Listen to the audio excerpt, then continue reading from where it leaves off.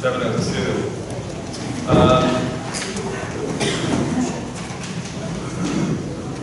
We're going to have our meetings called to order, and we're going to have the ceremonial matters. I'm going to ask that we add something to our new agenda, and that will be a prayer, but for the moment, we have two gentlemen from Greater Union First Baptist Church, two deacons, and we'd ask you to bring us into a word of prayer. You step to the mic.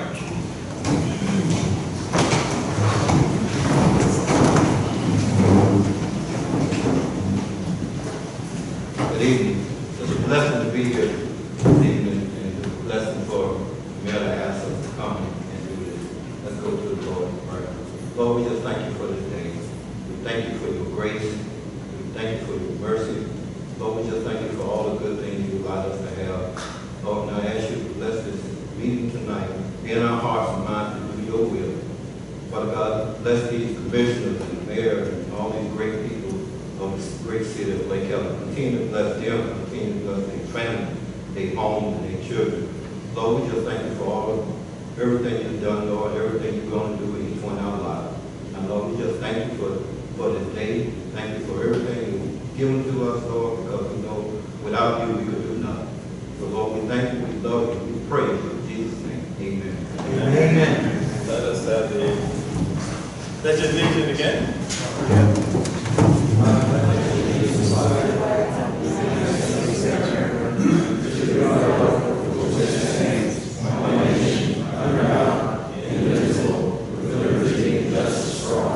Thank you. Item 4, additions, deletions, and modifications to the agenda. Are there any? I would move to have new business, section C, and that will be prayer in the city. That's going to be my agenda item addition. I have no paperwork on it, we just talked about it. Where's it going? That's going to be in item C under new business.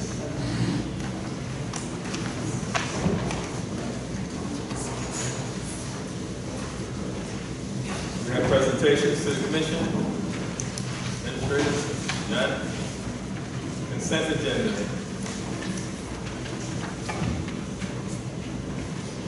We have the approval of the meetings, acceptance of the bills paid report, and acceptance of budget and various reports. Does anyone want to pull out anything particular on any of these items?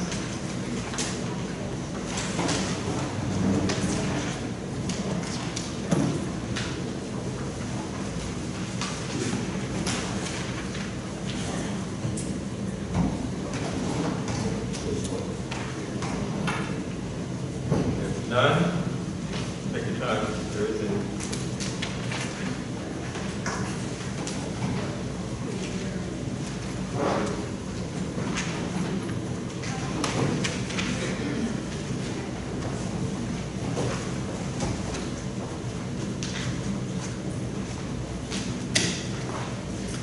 All right.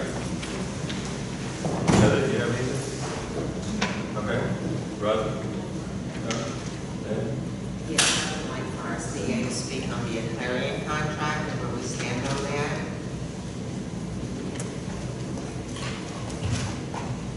I can address that now, I mean, but is it part of the consent agenda, or is that just a separate question?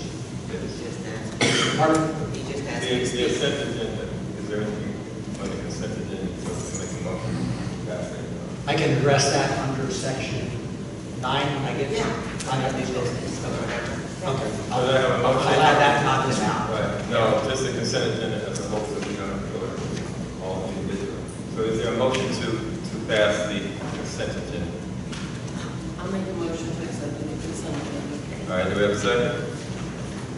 I second it. Thank you. We have a motion and a second, all in favor?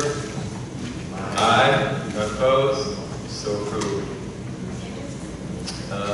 Old business. Old business, this is the legacy. I have a letter here from Commissioner Rick Basso, former Commissioner Rick Basso. Would you like to come up and present your legacy letter?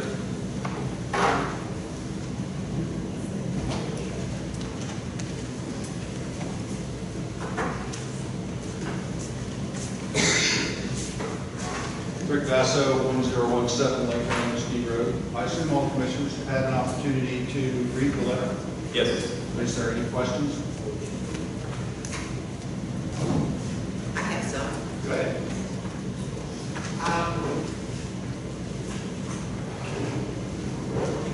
I see where you're asking for us to waive certain items. I talked to the CA about that today. And then not put out for bid for a contractor, and that I understand why. But with the language in your letter, let me put it this way. Is this just an introduction of what you want to do, or are you going to put something that is more factual in regards to how much money it may cost at the end of the day, such as, The cost to the city? well, I pretty much got that taken care of today Okay. from the CA Okay. with permitting and surveying and things like that. Once this building is done and you want to sell it to the city for $1, No, I won't sell it to the city. It is the city's building. it is the city. Okay. It says for $1. That's the. Okay. So we're giving you the contract for $1? I believe it's Volusia County contractors and the League for Living Better Living, yes. There's no contract at this point. This is to initiate that. That's what I was asking. It says just an intro into where you want to go. Correct. Okay, because I would like to see more numbers, I'd like to see it driven down, there's language in here like any, that's kind of broad. I've talked to Mr. Basso about this before. Mr. Butterscott? I've talked to Mr. Basso about this before, and basically, my understanding is these entities are proposing that they will build this facility, in essence, for free, on city property. And when I talked to them, they said, well, we're gonna have to have the same contract that we normally have with any kind of contractor. We're gonna have to have the insurance, and we're gonna have the bonding, all the stuff that we normally have, which Mr. Basso completely understood. But there will just be no consideration taken by the city for the work. So they're gonna build it for free on city property, but we still need to make sure we're protected. We've got the liability insurance, all the things that we normally have when someone comes and builds a building like this. We're just not gonna go through the bidding process because it's not costing us anything. So everything else will be standard. Okay. Permitting and surveying. The things that are in here, but in terms of the contract, that will be a standard amount. Normally we do not get from a bidder, this is how much it costs the contractor to build. Yes. We just know how much it costs the city, how much we have to pay the contractor to build it. Well, in this case, we're paying nothing for it. Correct me if I think I said $1. I know. Well, that's what I was asking about the dollar for. Yeah. I wonder what the dollar was for. Find some contract. There has to be some compensation. Okay. But I do have a problem when if we're looking at this letter as being, okay, this is what we're going to accept without really having something more concrete. No, there'll be a lot more concrete. Like I just said, there will be a formal contract. Okay. This is, this is like starting up. This is a concept. This is what he wants to do.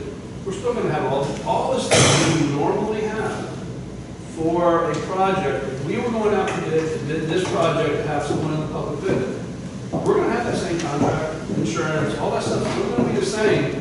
We're just not going to bid it because they're only going to charge us $1. And this is donating the construction of this to the city. But we'll have all the same details. Okay. Well, to go back to where I was trying to get to, it says we also request the city of Lake Helen absorb any expenses associated with. So any is pretty broad. So we will, what you're saying, and I guess God is that we'll have all the figures. It says any expenses associated with permitting Right. and or inspections. Any- So right. it's not any expense, it's any expense related to that. Okay, okay.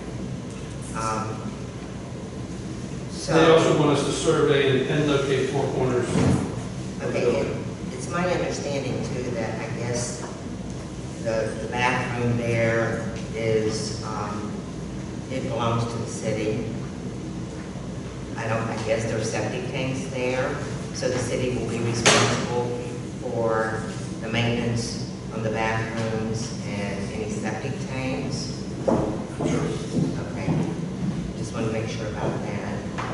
And then since it seems to be written as a joint venture with the league and the legacy, which seems to be the same.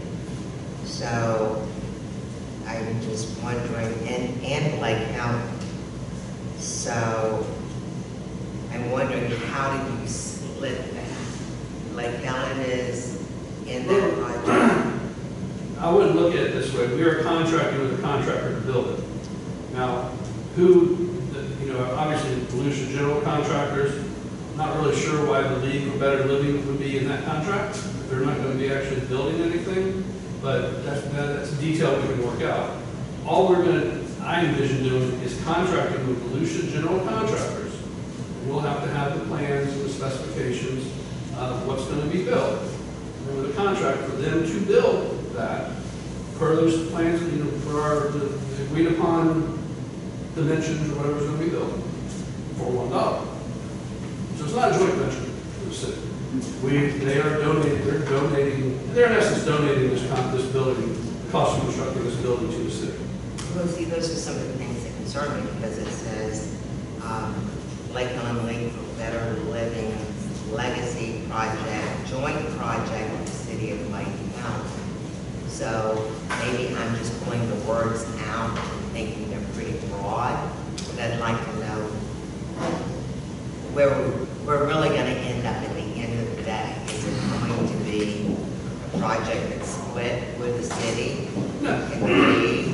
They're going to do it for $1. They're going to build it for $1. If you want to talk about the joint part of it, I don't want to speak for Mr. Grasso, but the joint part of it, we're going to waive fees, the permitting fees, things that are in here. But that will be spelled out in the contract if there's anything more than that, which will be brought back to you for approval. This isn't your final blessing on this. This is the start.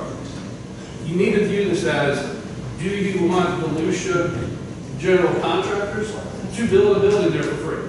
Yes or no? That's really the question. So that was the only question then that we should have presented. That's really the only question. Okay. So with these other conditions they put in. Okay. All right. Did I say anything incorrect? Thank you.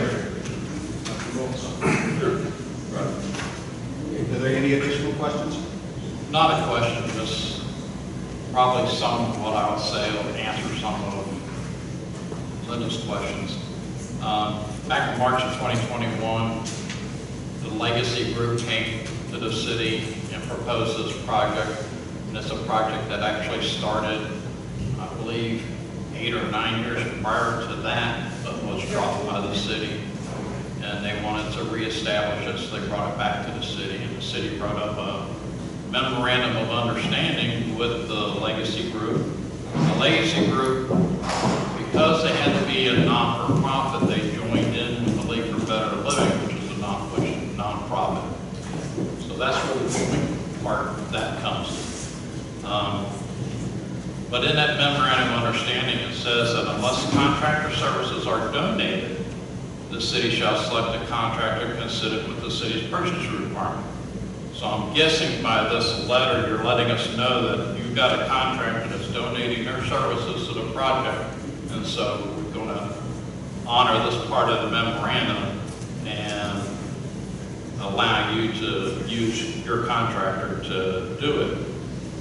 And when it comes to all the other things, you're looking for us to, instead of our inspector and our permit requirements billing the contractor to be able to do the project, you want the city to pay those parts of it which would be our donation to the project, since it is being put on city property. And I don't see any problem with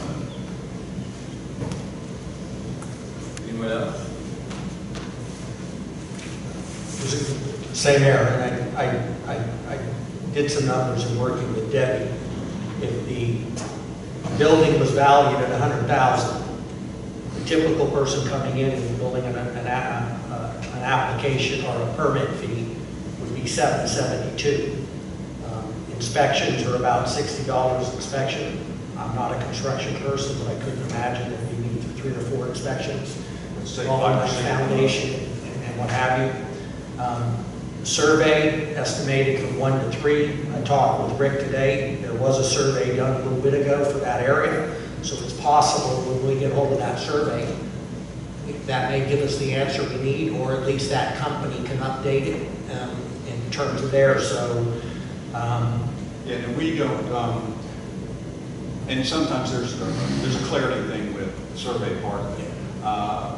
One, you have the survey that's already been done. This is what is called a pin locate.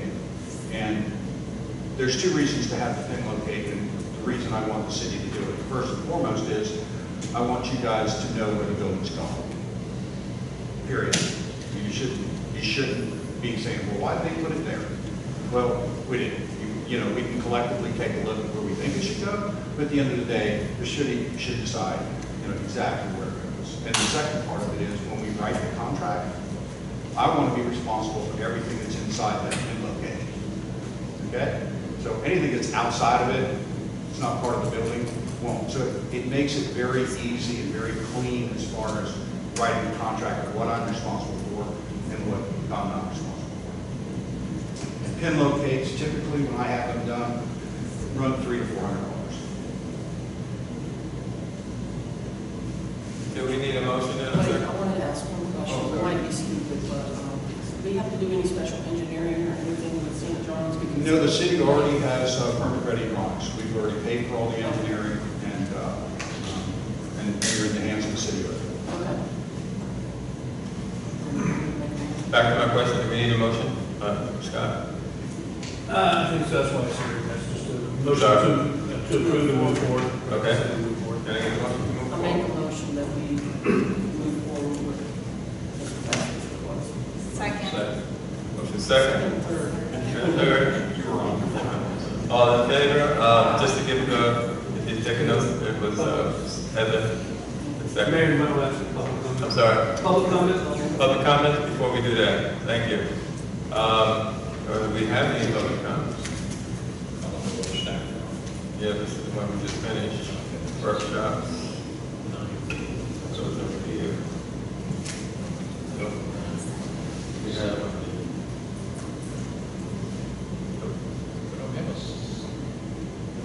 It says 7 meeting. We don't have a 7 meeting. no, it's the Seven legacy. years of city charter. Probably the charter review. It is not listed here as 7B. Is that 7B? The charter? it was an amendment to the original coming out of the meeting that we had. It was asked that be added to this agenda.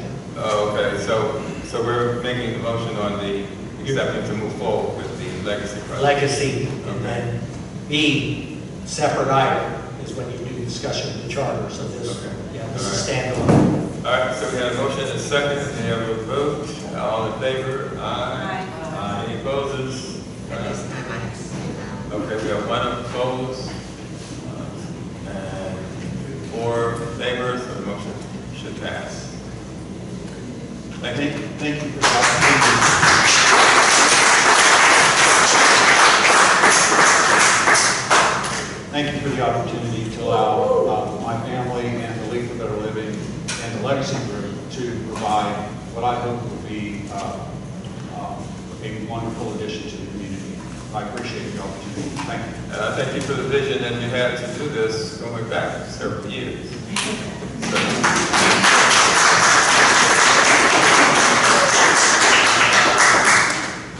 Okay, now we get to the,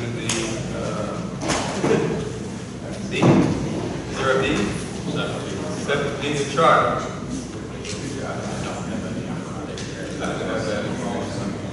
charter. Sent an email, addition.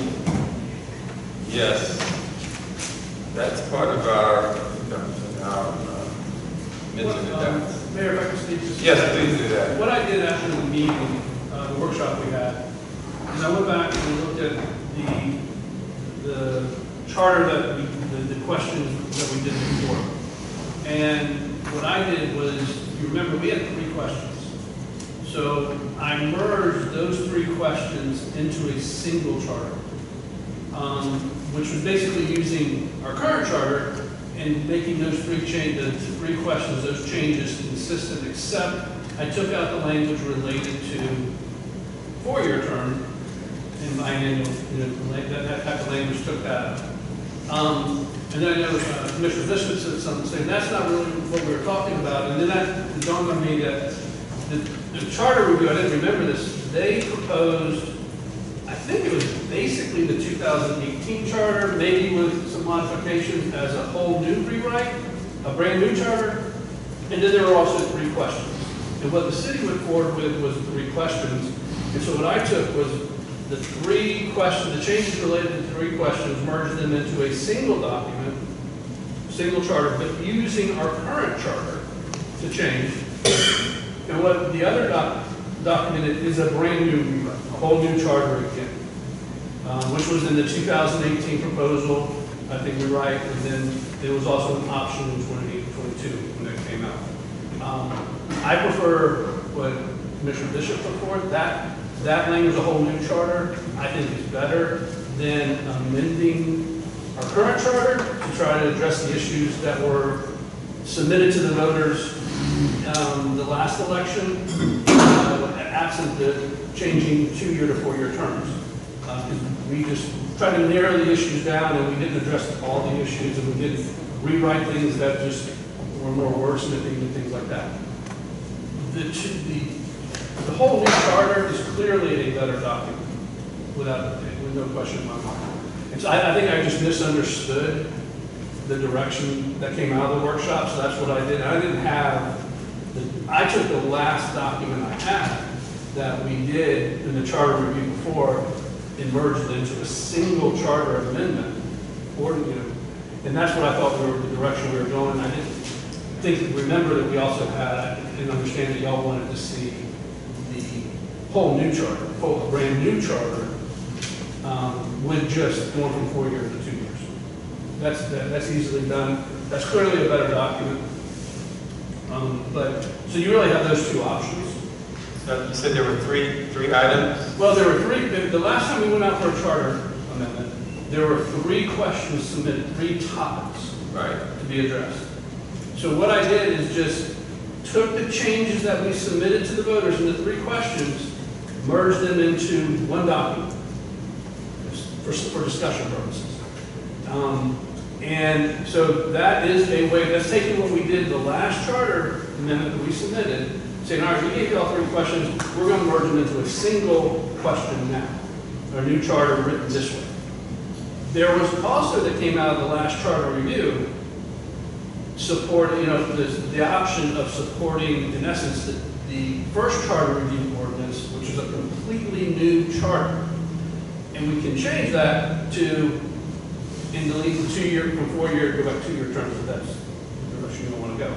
So you have 2 new charters.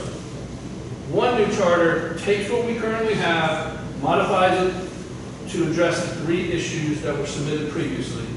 The other one is a whole new rewrite of the charter.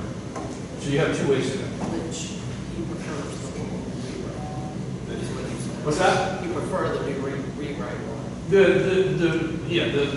rewrite This one. is a better document, in my opinion. You saying this one? Complete, or is it to be different? It's the one, is that the one you circulated? I think so. Yes. That is my personal opinion, is a better document. Okay. My recollection is that document was submitted initially and voted down, I think, by 41 votes or something like that. So I think the reason the commission went with the 3 questions, let's keep our current charter, let's amend our current charter to address the issues we really want to address, and not submit a whole new charter. That was, I think, the thinking at the time. So you have those two options to go.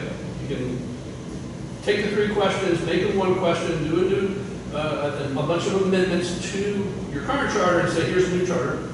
Or you can submit the whole new, a brand new charter. So one's like a rewrite, an amendment to our current charter, one's a whole new charter. That's good. For the interest of time, in terms of timeliness to be able to provide it to the supervisor of elections, to be able to have 2 meetings in between that, do we have a drop dead date that we need to have our stuff? August 20th, I believe is what she provided to the city, the supervisor of elections. So we have to have 2 meetings in between there, between then and now? And they don't have to be regular call meetings, you can call a special They meeting. can be a special meeting. So we have until August the 20th to get our completed documents to the Board of Elections so that they can put it on the ballot. And you more or less have 2 completed charters right now, ways to go. Amending our current charter or a new charter. So what's before us right now is to do what? Well, you all call. I thought at the work session, the consensus was go with this, but change the terms back to 2 years, because that seemed to be the sticking point. Okay. If that was done, then Scott would do the revision of just that section. But you need to make sure you're comfortable with what the others are in there. We have time then to put it on the July meeting, and we have time to put it on the August meeting, and meet the August 22nd then. Commission, have any comment or suggestion? I haven't had a chance to review it yet, thoroughly to. She was speaking. Yes, go ahead then. I just wanted to discuss what we were, I'm looking at an emailed copy here, and I'm looking at section 12A.4, section 1.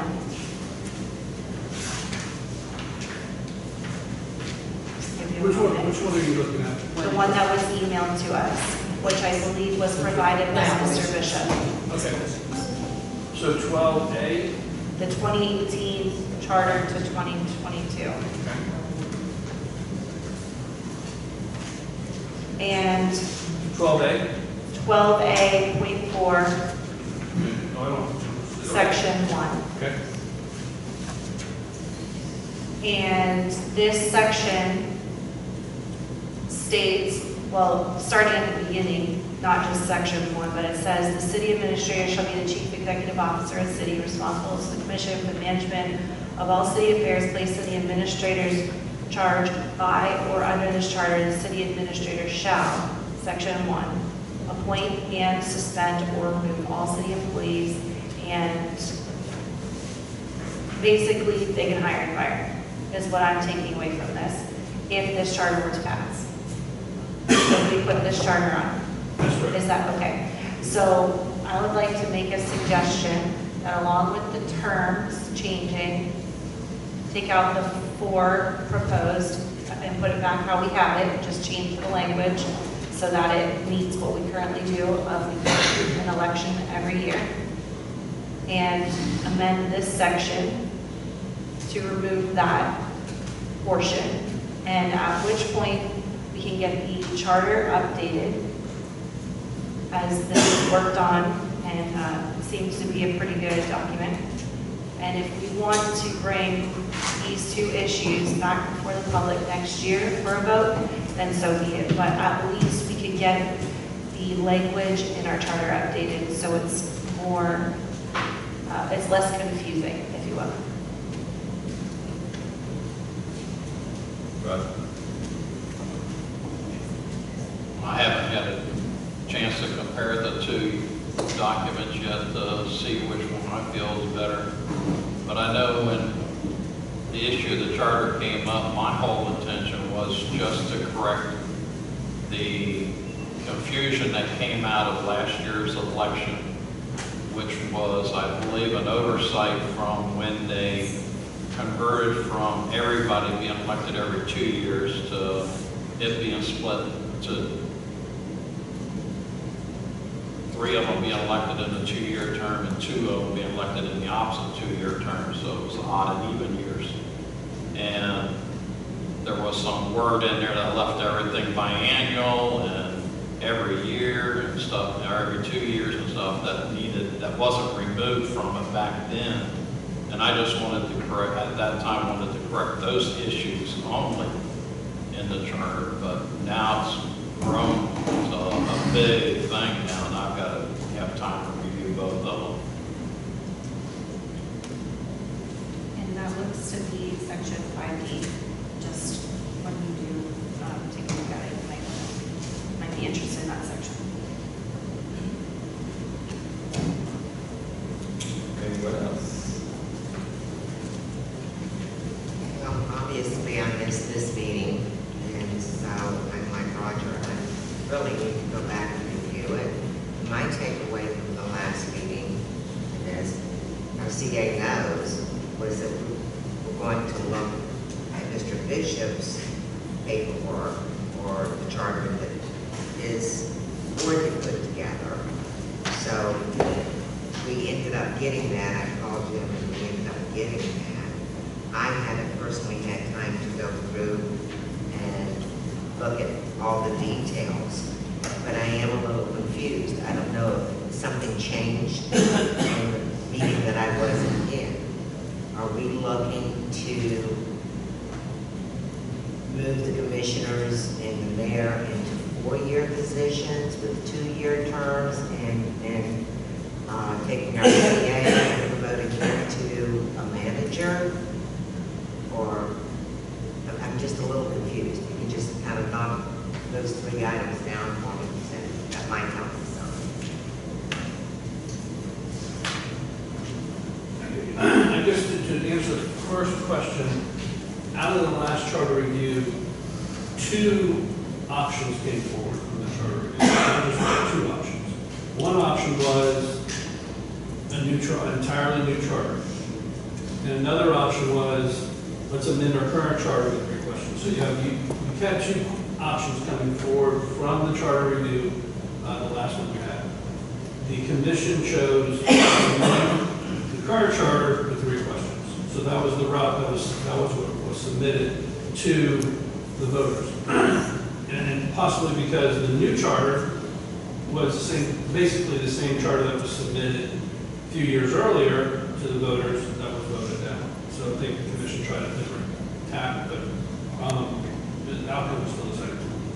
So those are the 2 things. When you say we want to do what that came out of the last charter review, 2 things came out of it. So you have 2 options. Back then they had 2 options. We have 2 options now. The discussion at the workshop you were not in attendance at. There was some discussion about keeping it at a 2-year term as opposed to doing 4 years, and that would be a fairly simple change to the whole new charter.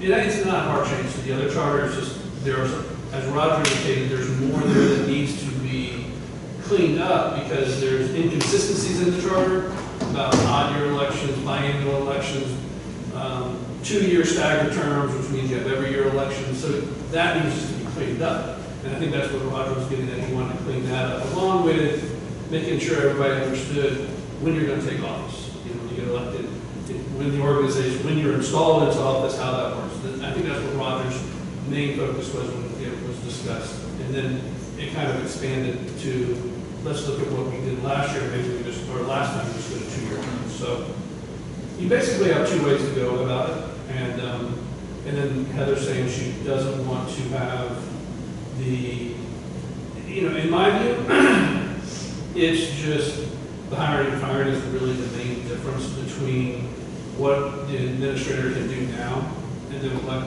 an administrator will be able to do under what's called, quote, the city manager form of government. It's the hiring and firing, the employee issues. That's really the main difference between the 2 from a manager's standpoint. And if I understand, Heather, under the section 12.4A, powers and duties of the city administrator, number 1, you wanted that removed so that authority and power lies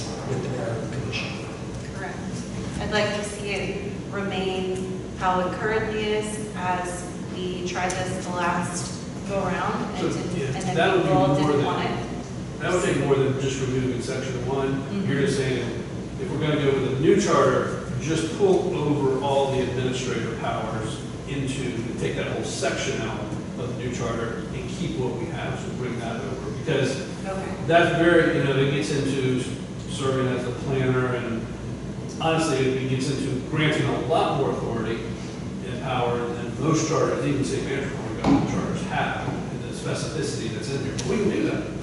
That's what the commission wants to do. That's what you got now, so.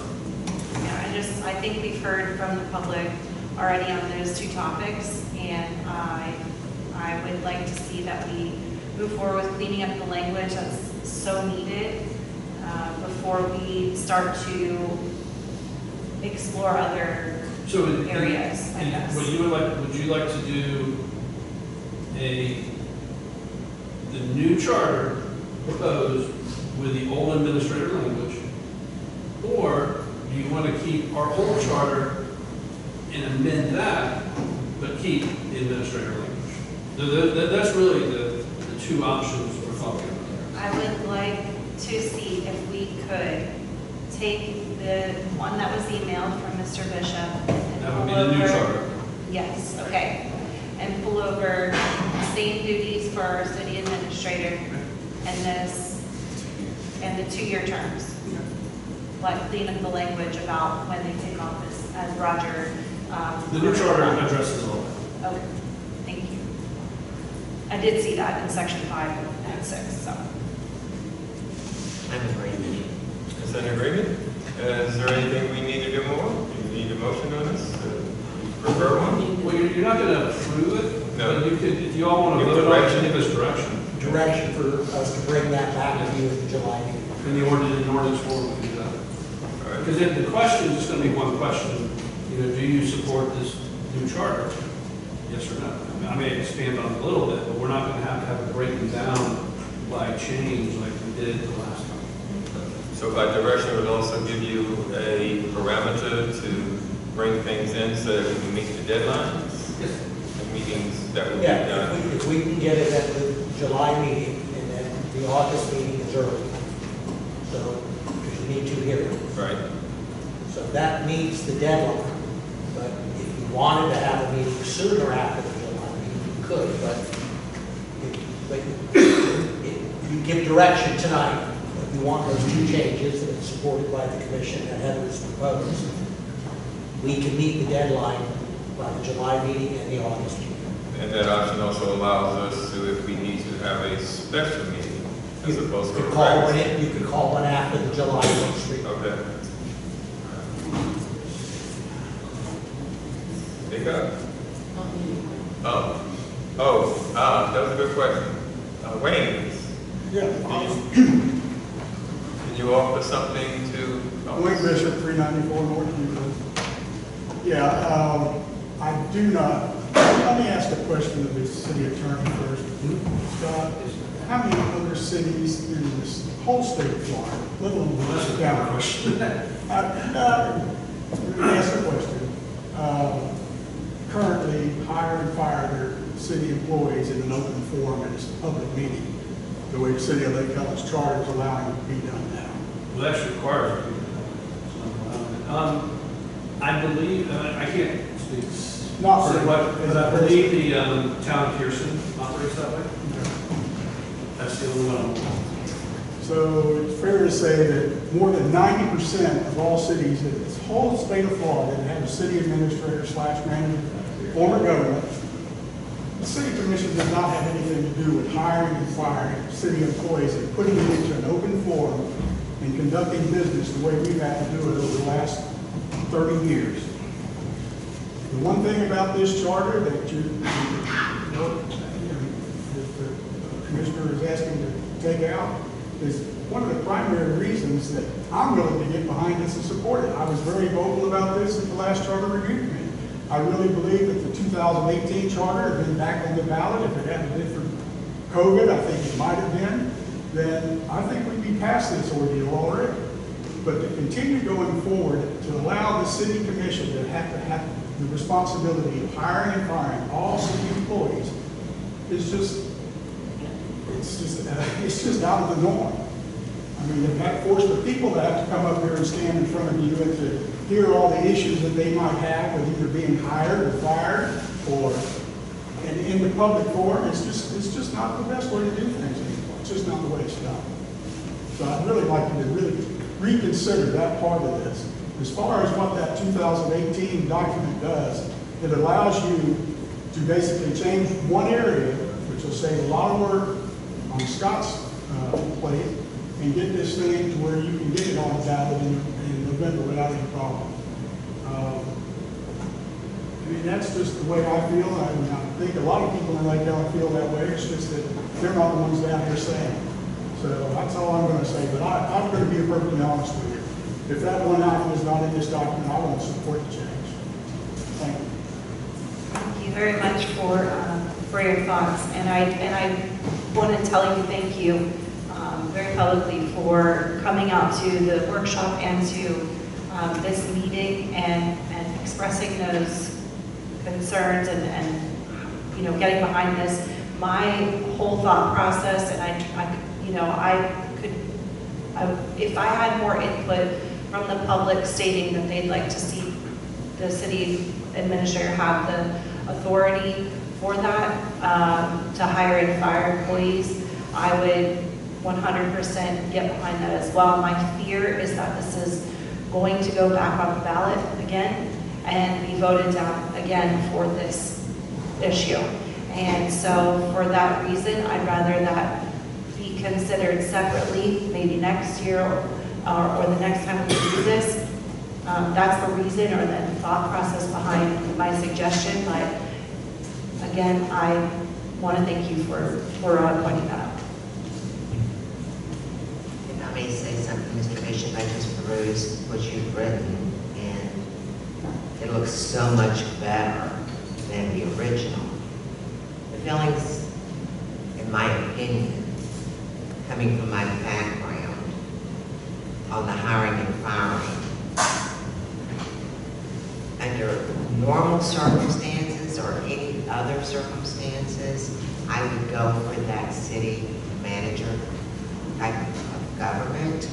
But what I've experienced and seen here is that hiring with city administrators, just the city administrator, forget being a manager, they've hired people against the charter, against everything that the charter stated, starting with salaries, benefits, temporary employee versus full-time employee.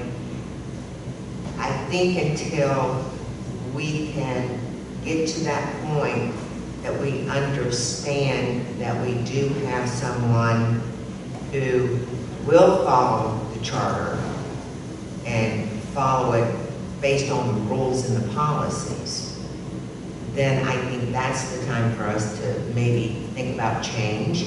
Now, speaking to the firing, I was in a meeting. I wasn't on the dais at the time, where an employee got ringed out and pretty much they were going to fire him.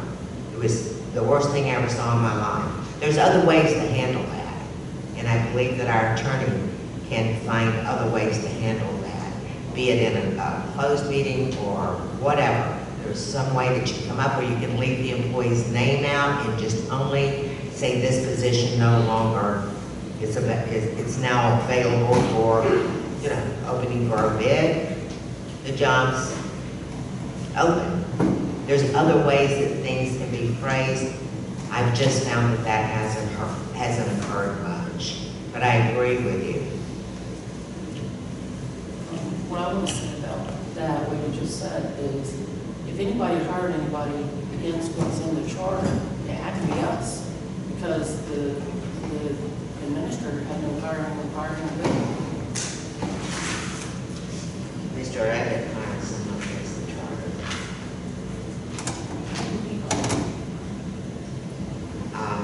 Maybe you can talk to the Because CA about it. everybody has come before us to be hired.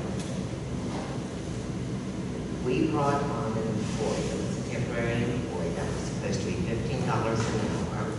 with a 6-month review and full benefits, with no benefits, we hired that employee. I said, well, not we, Mr. Evan hired them at a temporary employee, $70,000 a year, full benefits.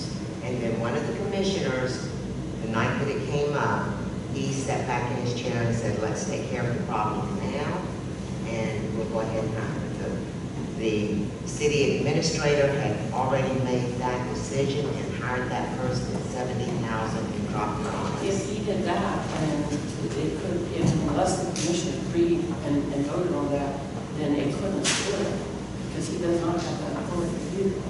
Well, that's what I'm saying. He did it, the person was hired, and then when it came before the commission, then that's when one of the commissioners said, well, let's take care of this problem tonight. And that's when the commission went ahead and voted for it. But the hiring took place prior to the commission. I think at that same meeting, the city commission, I was not on the board then, the city commission, with the mayor being absent and 4 commissioners on the dais, the motion was put forward to cancel the contract of the city administrator. That motion was approved and moved. It was not a unanimous, but it was approved, and that was by way of the charter. The fact that our city administrator advised that it used a method of the charter to hire a temporary employee that would have been for 90 days, and then that was how the city employee was hired. But at that same meeting, a motion was made that because of the discussion, they made a motion to the city commission, made a motion, it was approved, and it was voted on. So the city commission actually did the hiring, not the city. Point of order, Mr. Mayor. Yes, sir. We're getting off track from the commission meeting, and we're getting into a debate about policy. I think we need to get back onto the commission meeting, because a lot of people's bringing out information and mixing it with different meetings and trying to form it into being the same, and it's a total different thing, and it needs to be stopped. Okay, well, what I'm saying is that it was brought up that we have a charter that has to be reviewed. And not a charter, but we do have to review the charter. There's some items in the charter that needed to be addressed, needed to be changed, or needed to be definitely looked at. So I think this is the point, this is the time for this discussion that we have, I think. Yeah, Mayor, I just want, if the commission doesn't mind on that section. The only difference between me being a city manager for 23 years and now a city administrator here, the job is 99.99% the same. The uniqueness in Lake Helen is the commission doing the hiring and firing. From day to day, I have no issue, so it doesn't impact me doing the job.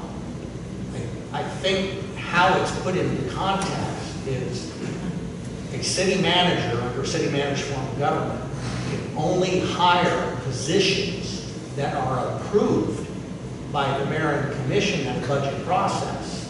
So they can't create someone and then say, I've hired somebody. They can only hire what has been budgeted for and what has been created. So the commission has that control at the budget time in the sense of we're either creating or not creating that position. In most of those scenarios, if a city manager were going to terminate an employee, their appeal process is to the mayor and the commission because that's who's over me. What I tell a lot of commissions when I work in the various cities, the beauty of their job is you only had to worry about one employee, me. So if you weren't happy with something, it was me. If you weren't happy with an employee, it was my responsibility to either be the buffer and tell you why or to go forward. But I want you to know, I mean, I'm not advocating either or. It works. But there are some nuances, and I will say that, you know, firing someone in public, you can't do it in a closed session or a private meeting. So you go through a lot of things, and you know, that itself can lead to litigation, just in the sense of how that, you know, of how that's done. And that's probably the embarrassing aspect, because you put a person on a spot, and in terms of there. But if you have a mechanism where an employee has the ability to appeal a city manager or a city administrator's decision, there's still a protection level that any employee can say, I want to appeal to the commission in terms of that. Leaving it as administrator, and you all doing the hiring and setting pay rates and what have you, that's okay, that works. I'll use an example of the increase that we gave to an employee. I'm not saying that was right or wrong. Under a different scenario, that would have been part of the new budget process. And you wouldn't have talked about one employee in a meeting about their salary, when I'm now hearing other employees in that same department, how come I'm not getting $25 an hour? I mean, so there are some issues that happen. And I will say that sometimes in that role, it's very difficult for you all on the day-to-day management. Personalities get involved in things of that nature. But if that's what you want, it doesn't affect me. It doesn't affect my ability to do the job and my ability to work with you. If we had an open position and we advertised with it, I would bring recommendations to you. Hey, we got 5 candidates. We've narrowed it down to 2 or 3. If we were talking like a director, you know, in terms of that, a police chief or deputy clerk's position, you know, that kind of thing. We'd come in and then I'd say, these are the 3 candidates. My recommendation is candidate A, and then you all could make that decision. So it doesn't have to be as complicated, and you're not really giving up power, because you determine the positions, the titles, and the salary during the budget process. And I agree, that's the way it should be, it hasn't been. I said I agree, that's the way it should be, but it hasn't been. But you've got the opportunity to change it now. That's what y'all really need to think about. You've got the opportunity here to change it. What Mr. Gleason said is spot on. The other thing is it gives the employees one person that they have to deal with. Or maybe 2 if they've got an immediate supervisor in whatever department they work for. They're talking to them first, then they go to Mr. Gleason, without dragging all the issues up before a public forum. It's just not the right way to do business, folks. I hope you'll reconsider this whole issue and make the right decision here. Be strong and think about, it's not just the few people you listen to on Facebook or the ones that's got your ear all the time. There's a whole city out there. If they all get some evidence presented to them and all the facts presented to them in the right way, I think you're going to see different results by November. I appreciate your time, and I hope you make the right decision.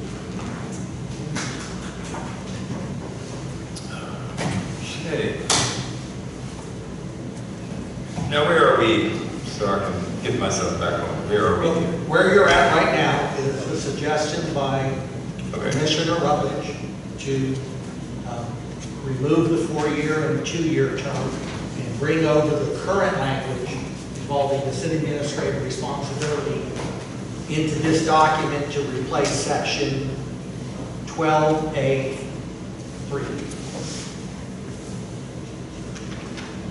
I have a question for Scott. Yes. Mr. Simpson, if you would humor me on this a bit. So personally, I would like to see the change for the city administrator. That's my personal opinion as a citizen that lives here. However, the feedback I have received has so far been contrary to that. So I feel that it is my duty to represent the voices that have inputted. So if I receive more feedback before the next meeting and keep tally here, and most folks want to see the language transferred over, we would have that copy in front of us. But let's say that we go out to the public and ask that question, and we receive most feedback saying, no, we do want to see that change. Then we would need to call a special meeting after the July meeting to have a new version before us.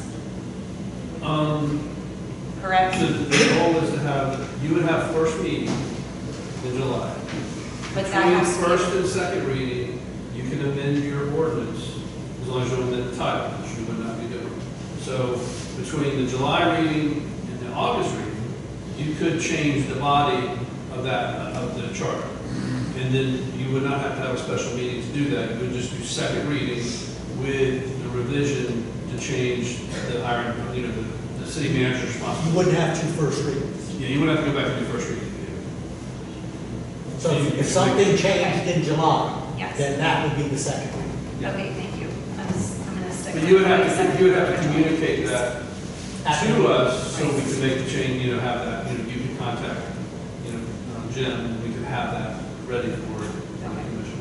Thank you. To me, it's all coming down to growing pains.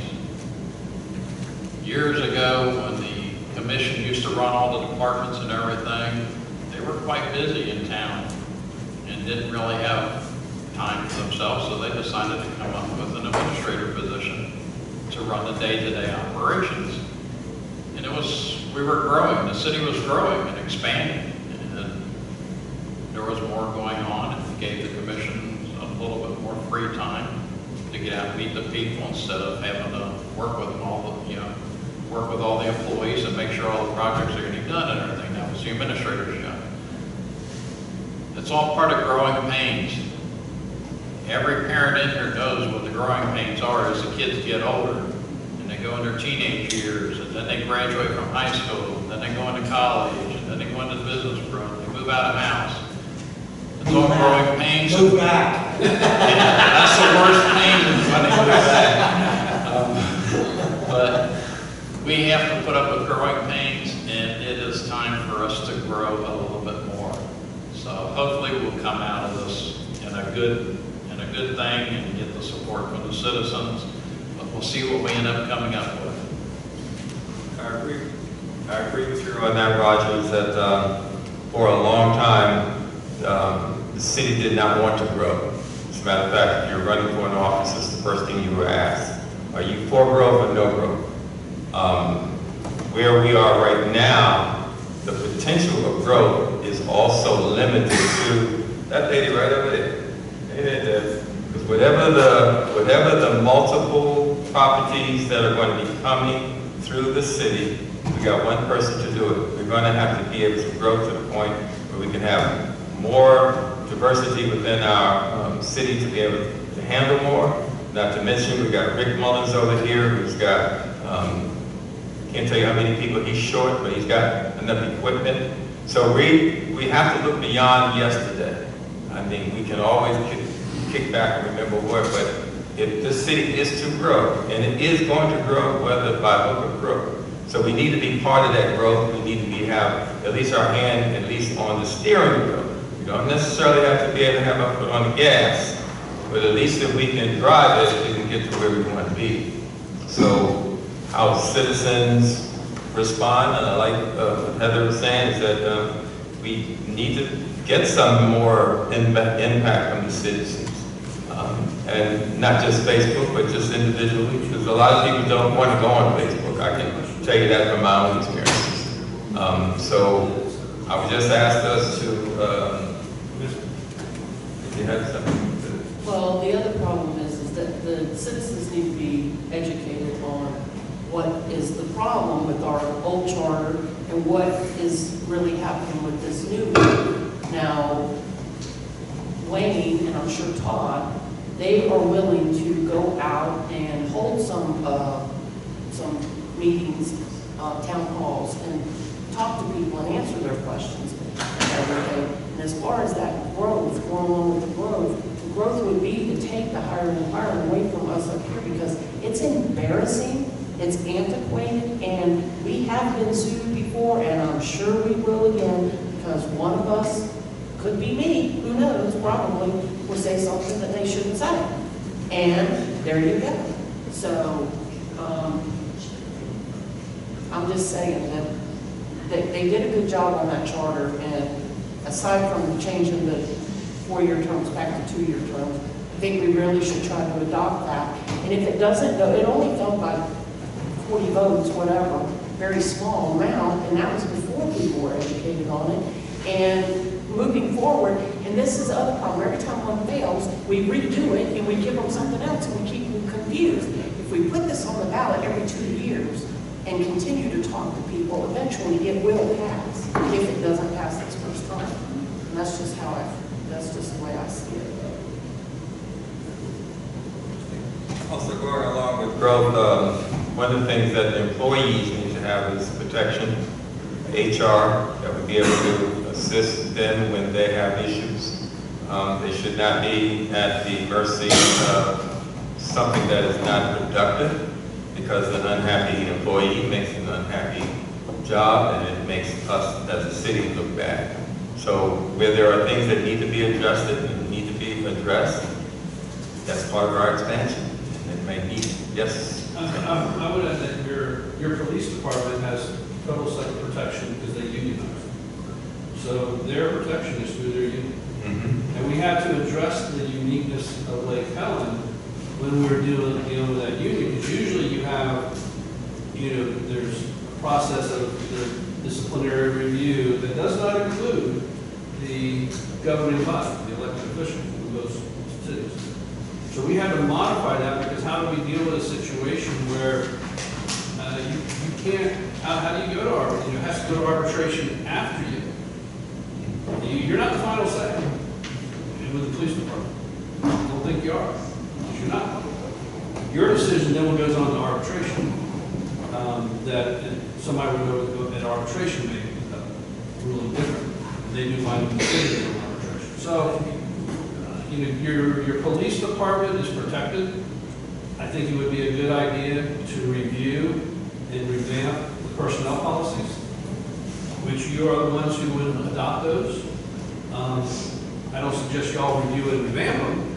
We internally can do that. Maybe we get a consultant to help us with that. We get a city's forums, come up with a good policy. Then we sit down with you, discuss it, get your thoughts, and come up with a new personnel policy that you all feel comfortable adopting. That would be that's something I think this city should do. I don't think we've done that since I've been the city attorney, but I think that would be a good idea. It's, that book I gave you, I got said the policies and procedures, that you're going to make copies of it. Is that part of that policy and procedure that you're talking about? Yes. Yes, okay. So all policies and procedures ultimately are adopted by you. And I think that's part of what the administrator is saying. Your authority is in your discretion, is in the adoption of the policies. Typically, the elected officials are not involved in the implementation and enforcement of those policies. That is turned over to your one person, your administrator. So if for some reason the policies aren't being implemented properly, they're not being carried out properly, you have one person to look at. And you say, hey, this isn't what we said we wanted to happen. It's not happening. And if you're involved in the hiring process, the termination process,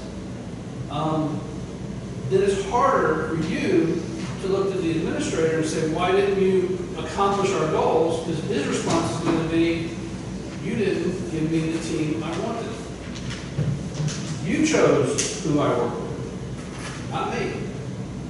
So if it's an issue with staff, carrying out duties, following command orders, whatever the case may be, if you're in charge of the hiring and firing, you can't look to the administrator as to why did we not have more competent staff to carry out these things? Because you're the ones who hire. I agree. That's how cities do run, And I mentioned before, Go listen to the presentation I did years ago for this city. It included a discussion about the evolution of management in cities. How did the commission form of government come into existence? How it got popular, how it went away, how it evolved into a city manager form of government. It's gotten so complex today running cities. There's not a small city set of rules. You know, that we get leniency from all the rules that, like in Orlando or Daytona Beach or Port Orange, has to follow. No, we have to follow all the same rules that they follow. And it's a very complex organization to run. And that's why you have public administration degrees. Whole degrees devoted to public administration, which is what local government is, public administration, because it is that complex. It's without the proper training, it is very difficult to properly administer. Policy setting, totally different.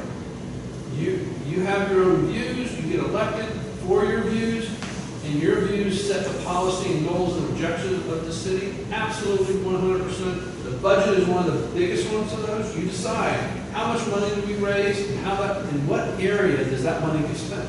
Those are your decisions. You get to establish all the ordinance, all the laws of the city. You get to establish those. You get to establish all the policies and procedures the city has to follow. That is in your purview, and we absolutely no way are we talking about changing that. But once you put all that in place, put all those policies in place and all those laws in place, and annually say this is how much money we're going to raise, and these are the areas we want to see it spent, you really want to look to one person to make sure that's being done. Because if it's not done, then you look to that person and say, sorry, you didn't do your job. That's how it works. That is also part of the problem that has occurred, at least that's been addressed, is that because we have such a turnover in commissions, then we don't always have a depth of knowledge as to how things work, and we're kind of starting almost at square one every 2 years.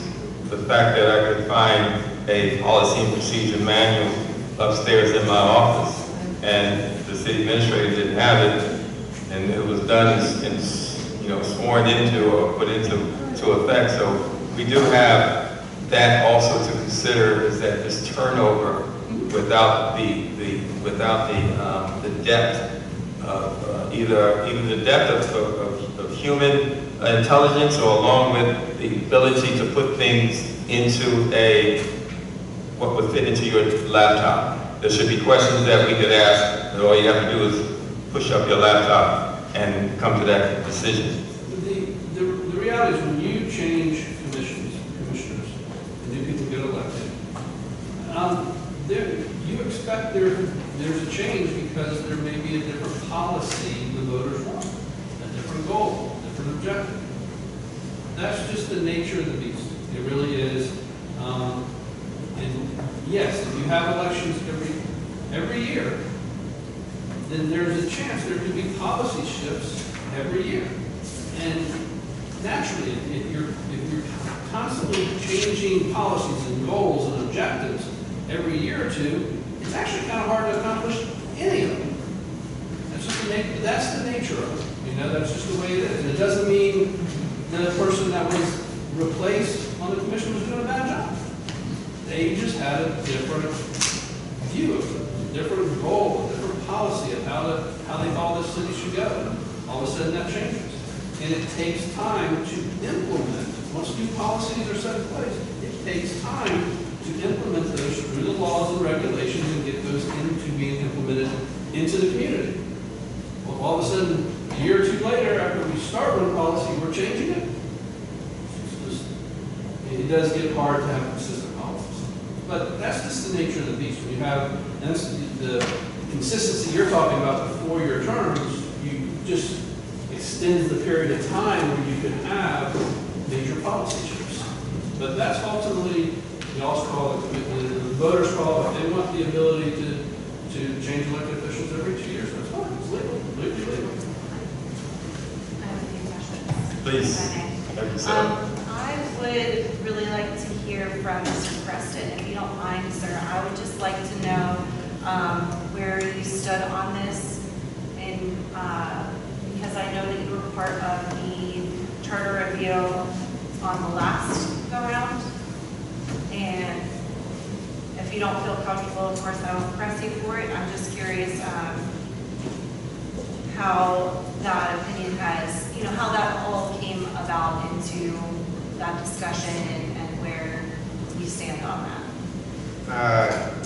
It was a concerted effort by the whole committee, but if you're asking where I stand on it, I'm not opposed to the city administrator hiring and firing, and I agree with what I'm hearing here about basically how ridiculous it is to do that out in the open with employees. I know personally, I would never go through that process. I wouldn't do it. It's not, it's not worth it to me when there's so much other stuff out there.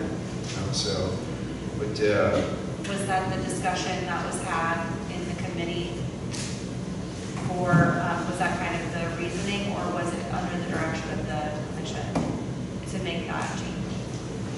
I think it was under the direction of the commission, because the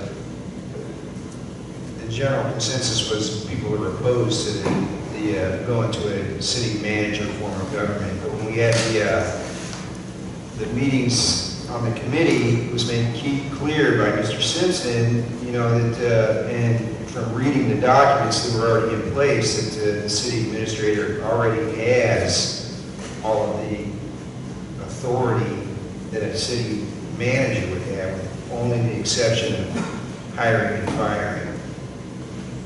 I'm not opposed to it. Thank you. But I'm not the one who makes the vote. We did it collectively and presented two options, and the commission decided to, choose whatever they did.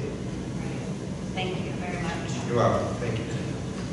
So after hearing all of the input and hearing that we could amend after the next reading, I would not like to do something that feels bait and switch to our citizens. So I think we should, I think I need to change what I said originally and flop over a little bit, because I think it would be better after getting input to move the administrator language over and keep it the same than it would be to go the other way with it. And so for that reason, I think we need to only amend the section about 4-year terms and move forward with the suggestion the committee gave us in 2018. And also I have one more question for Mr. Simpson, if we could. Is it possible for you to prepare some educational flyer, or maybe not even a flyer, just language that we could refer to when we're asked the questions about these changes? Because I know it's a very gray area where we're not allowed to vote. The only reason I'd like to hesitate a second a little bit is it would be very easy to do that, easier to do that if we were just amending our current charter, then I could go and say, look, this amendment accomplishes this. This rewrite, and I'm not opposed to the rewrite, it's a much better document. I can still summarize what does this accomplish and what does it change, and in kind of a summary format, and what, we got to be careful. We can educate, we can advocate. Right. So I can just write up an educational document about what these changes accomplish. But it's a whole new charter, so as far as point to a specific line and say this change means this, I can just say these are the changes. Because there's one change in there that y'all haven't talked about, but we're switching the election form from primary to general, from primary general to general runoff. So the general election would then be in August. When the whenever the primary occurs under state law, our general election would be then. And And then if somebody didn't get 50 plus 1% of the vote, they wouldn't have to go run. As opposed to what we have now, if you have 3 candidates, you have a primary, if you have 2, you just have a general. In the primary, someone doesn't get 50 plus 1, and the top 2 vote getters go to the general. The reason I believe that change, and some cities make that change, is if you have a situation where you have a primary and general, and you have 3 candidates and 2 candidates, you are guaranteed 2 elections. There's no way around it. You're going to have 2, because when the position that only has 2 candidates is going to be in the general. The position that has 3 candidates, you are going to have a primary. If you do the general first, so the office with 2 candidates and the office with 3 candidates have a general election when the state conducts their primary election, there's a chance you might have 1 election. You know, if one of the 3 gets 50 plus 1, then you only have primary election, you're done. You don't have to conduct 2 elections. So there's a cost savings that I know that was discussed about that, but that is one of the changes that is in there. So I can outline it. This is one of the changes. One of the benefits would be it's a cost savings situation. Okay, thank you. I think that would be really helpful when we are faced with public wanting to know a little bit more. We can provide something simple that makes sense if they read it. Yes, absolutely. Or I can refer to and read from. So what you would like typed up are not things intended to be distributed to the public, but more talking points for the commissioners to address. Right. So that we can do, you know, stay within what we're supposed to stay within, because I feel that it is kind of a hairy situation, and I don't want to put myself or anyone else in that, you know, position if we're trying to educate. It's easier if we stick with language that is provided to us. So thank you for that. Okay. Heather, to respond when you said about education material, the Florida City County Managers Association can provide documentation, information that is educational in walking through the process of the manager in terms of that role. So all I have to do is reach out to them to get that information. That information can get it out to the public. You can have copies of it and hand somebody something that says, okay, this is what explains what that role is, and how still the commission has oversight of it. So there is education information we can get from the local organizations. Do you have any settlements? I mean, it's... We need a motion. You need a motion? Well, a motion, a second, and then open the public. Okay. A motion? You don't want the public. Oh, you're right. Thank you, Roger. That's why I'm going to have Ron Parent.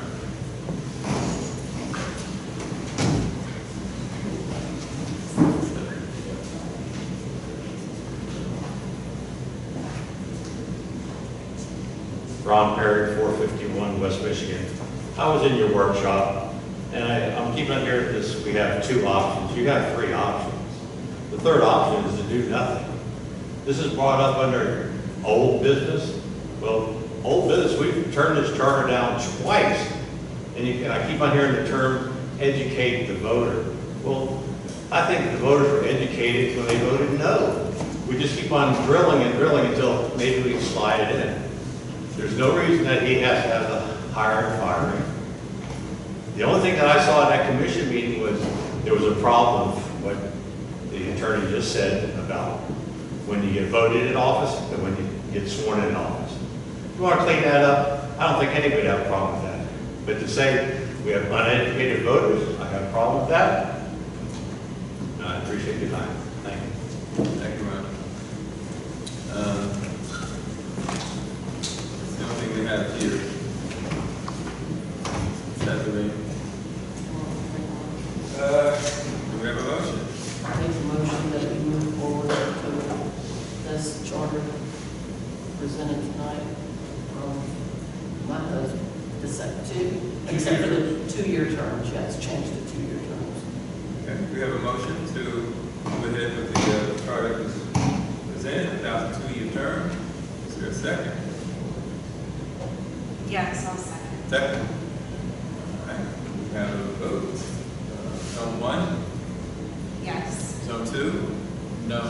Zone 3, Zone 4, Yes. and I vote yes.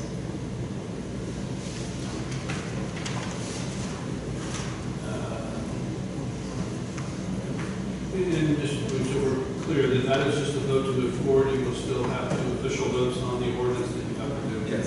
And there will be an opportunity to change the language of the charter at both of those votes.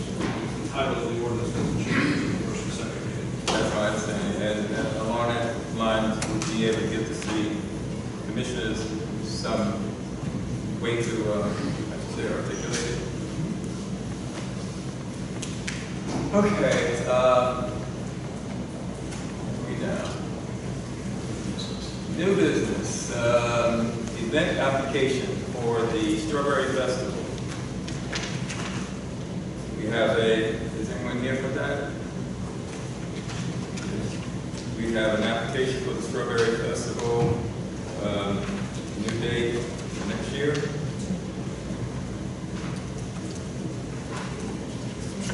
Do we have any comments or questions? I think he's got a request in for 2 years. No. Wants to go 25 and 26. You're right.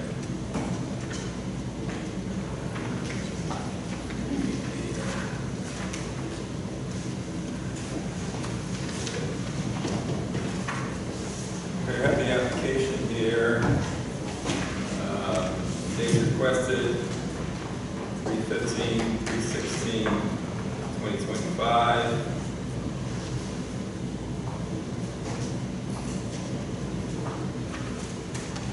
Is there another date? It's 3/14 and 3/16. Same year. You go back further. Again, this one, there's another application. Oh, the second application. So there's 2 different dates. The first one is 3/15 and 3/16 for 2025, 2026. and 3/14 and 3/15 for 2026. Any discussion? Any motion? I do have a little bit of discussion, quickly. I'm wondering about if there were any challenges faced, that would come into play that we need to discuss before we move forward with this after the last event. I know that there were concerns about I'm not super educated on what to call it, but the pit, if you will, where they were doing monster trucks prior. And I believe that we received positive feedback on that meeting this year, after that feedback was received. So I just want to make sure we haven't missed anything. Yeah, you are correct on that. Okay. There were no issues. The facility was returned on that Monday, back in the condition that was requested. And so they followed through on any of the concerns that had in the previous year. One thing that you do need to know in here, they are asking, and this brings up the question of alcohol. Is that they want to be able to have alcohol in the park, which only the commission can grant in 25 and 26. It'd be like a beer garden or whatever, a contained area, run under state statute, state law, one-day licensing or whatever, but in the new application, they're asking, that is the change from the previous two that were eligible.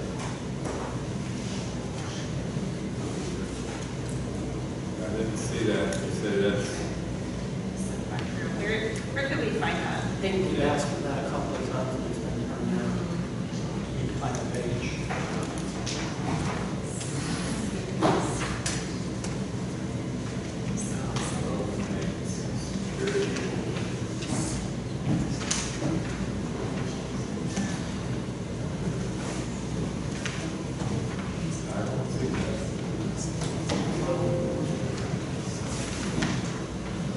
It wasn't a checkoff, was it? It just, they had to write it in? That's what I'm looking for, because we had a meeting with him, and that's what I'm looking. Well, I'm not seeing anything written in there requesting alcohol sales. Food, description of the activities, food booths, retail, commercial vendors, lobby trucks, bounce houses, food games, petting zoo, pony rides, live music, axe throwing, train rides, dog show, etc., etc. I don't see anything that. That's not added to the application, but that was It's on the parking oh, at the bottom. It says alcohol if permitted. It's on the bottom of the parking map. That was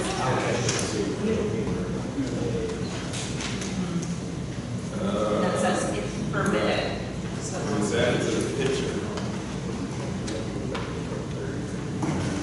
So, since it's not permitted, it's not permitted. But they're asking for permission. If you go where the A's at, it's right after next to the street. This, my 2 cents is this is being advertised and has bounce houses and specifically lists kids' games, petting zoos, etc. This seems to be more of a family event. I vote no. I'd like to say no to the alcohol portion. It's a family/kids event put on for our city, so it doesn't seem it's very loud. Yeah. Is there a motion? No. Well, I have one more question for our city administrator before we move forward with the question really quickly. What is the fee that we are charging here? 4,000. And that, do we have that written out somewhere where how much we're charging and why? I can get that and I can provide that. What I understand in talking with him, the difference between the fee the previous year and this last year was that they were actually paying for more parking area to use, and then it turned out that area was not available. There was another event, something going on, and cars and whatever were there. So instead of asking for more parking, they just figure on that site plan and go back to the price. That was negotiated previous. Was that other event an equestrian event? That was an annual event? It was a car show or something that went on, and so the parking they had thought they had paid for, and that additional $1,000 was already in utilized. I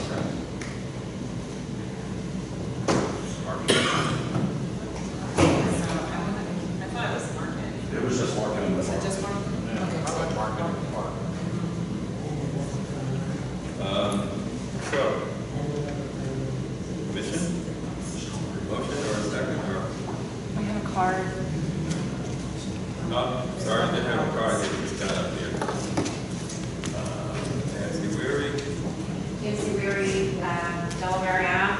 Just wanted to double check and make sure that you all have checked with the equestrian saddle club and making sure that these dates reflect with theirs. Thank you. Also, for a matter of appointment, it's the responsibility of the equestrian club to provide the city a list of their events. Along with that, when he said if they were going to use it for an event, would they have to fill out a event request as well? They don't have to do that. No, but they're to provide the city a calendar of their events. Okay. All right. So, is that satisfied? Is there a motion? Make a motion that we approve 2025 and 2026 Strawberry Festival proposed dates without alcohol. Vote, zone 1, Yes. zone 2, Yes. zone 3, 4, Yes. and I vote yes, so approved. Next one is the 352 Lemons sidewalk.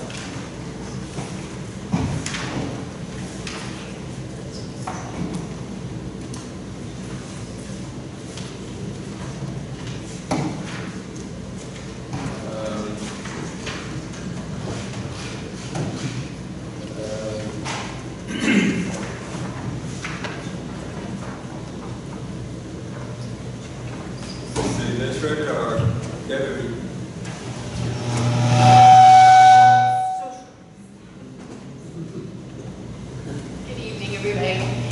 What you Is that have, another one? yeah, Yeah.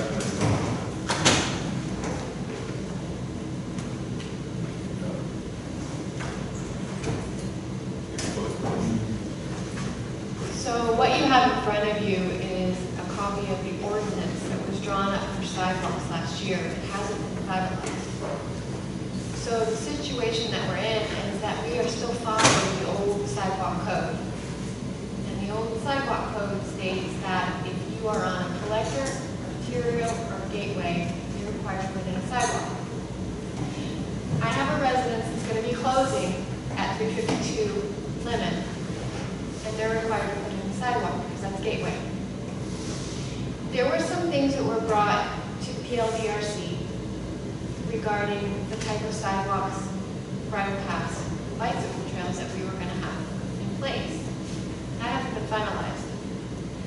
We went to Lemon Avenue and we reviewed Mr. Wire's property. For a sidewalk to go in, the city would have to acquire 313 feet of width and 13 feet of property from Mr. Wire to have the 15 feet of right-of-way that they need for sidewalk and stormwater. So Lemon Avenue is an issue. We also have another property that's going to be starting at 350 Lemon that sits at the corner of Lemon and Orange. The homeowner owns 3 feet of the street. So the sidewalks are a major issue, and it's something that we need to try and figure out. So I have Mr. Wire here tonight, and I'd like him to come up to it. And I also have Manny, who is the owner at 350. And I'd like to be able to address his property as well, because he will be starting construction. It would be so much nicer to be able to come to them prior to a building permit and letting them know what's going to happen. We understand that there's an in lieu of fee, and we agree that there should be some type of fee for new construction. This city wasn't designed for sidewalks. A lot of the roads are not in the right place. John Street, or Joe Smith is one of them. Okay, it's a dirt road. It encompasses 2 parcels of property. One homeowner, 8824 Joe Smith Lane. The builder had serious issues trying to close on that property because of the fact that the road, even though it's not an actual, it wasn't a city road that was paved, is on his property. And another piece was at the corner of Church and Joe Smith. He couldn't close on the property, the builder, because the owner at Joe Smith and Church wanted $40,000 for his small section of right-of-way that was, or egress that was on his property. So I guess my point is that we understand that there's going to be sidewalks coming in certain parts of the city. Their sidewalks are designed to bring the city together, whether it's churches, stores, parks, those type of things. But we have so many other roads in the city that are not going to get sidewalks. If they do, it's going to be 10 years down the road when the stormwater goes in at some point in time. So what I would really like to see happen is that PLDRC and the commission get back together and come up with an ordinance that is a solid ordinance for the city for sidewalks, so that we don't always have to keep coming back to the issue that's at hand. Because it does put the construction people who are coming in, it puts them at risk. I have a property at 761 West Pennsylvania, or East Pennsylvania Avenue. It abuts the mobile home community, the villas. It's on a dirt road. He has 741 feet of frontage. Is he going to be required to put in a sidewalk? I mean, that could put somebody out of building a home if they were required to put in that much sidewalk. So we have an in lieu of fee. We can base it on the cost to install a sidewalk. But there's more than just the cost of the concrete. There's demolition, there's clearing, and then there's replacement of sod. So how do we come up with an in lieu of fee to charge the homeowner for the sidewalk that could or could not be installed? And those are issues that we have to kind of work on. So property in the next 30 days or so. And we've gone out again, like I said, and we've looked at Lemon, and we've evaluated it. We don't want to tear Lemon up. We would like the trees and the canopy that's on that road, especially on Costa's side of the property. So I got a quote from White House for his parcel. If we were to take the entire quote, clearing and grubbing was $1,225. A 4-inch thick concrete sidewalk for the length of the property minus the apron, because that's already there, it's poured in by the homeowner. $6,737.50. And then to replace the turf, $573.75. For a total install of $85,36.25 For sidewalk. for sidewalk. And the problem being, there's only 2 to 3 feet of right of way. You have to purchase So, from him. so you can't put a sidewalk in there. And so if we're mandated, it's got to go in his personal property. And I think it's 330 some feet width and the 13 feet wide, so you're talking over 4,000 square foot. And so what we would have to do is survey that, negotiate with him to buy his property in order to put a sidewalk in his front yard.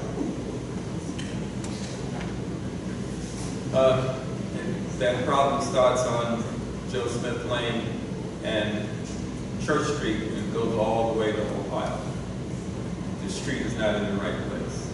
And we have people who have a property across the street, and there's a road in between, and then they have property on the other side of the street. That's just a Lake Helen anomaly that we have to put up. So what would you consider? What would you suggest? The map that I gave you is a map that was done for the sidewalk. If you take a look at the map, and I understand that everybody out here doesn't have it, but what it is, it's a map of the city, and it shows us where we have sidewalks and where we don't have sidewalks. Okay, the green is showing where we have sidewalks, and the yellow is showing where we do not.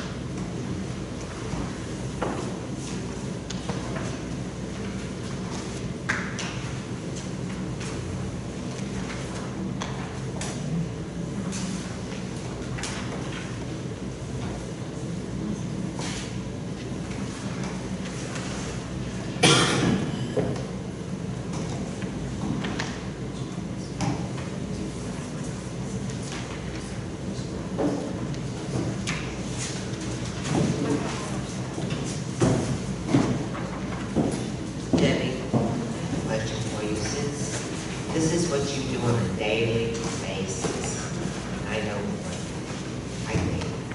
Okay. Since this is in your purview, and we have 2 functions, we have the OERC and we have the commission. How do you suggest going about working these problems out? Because obviously I'm aware of some too, where people have a whole street, well, the city has the street with eminent domain, plus there's that sidewalk. I mean, common sense, I drive down Lemon all the time, it's beautiful there.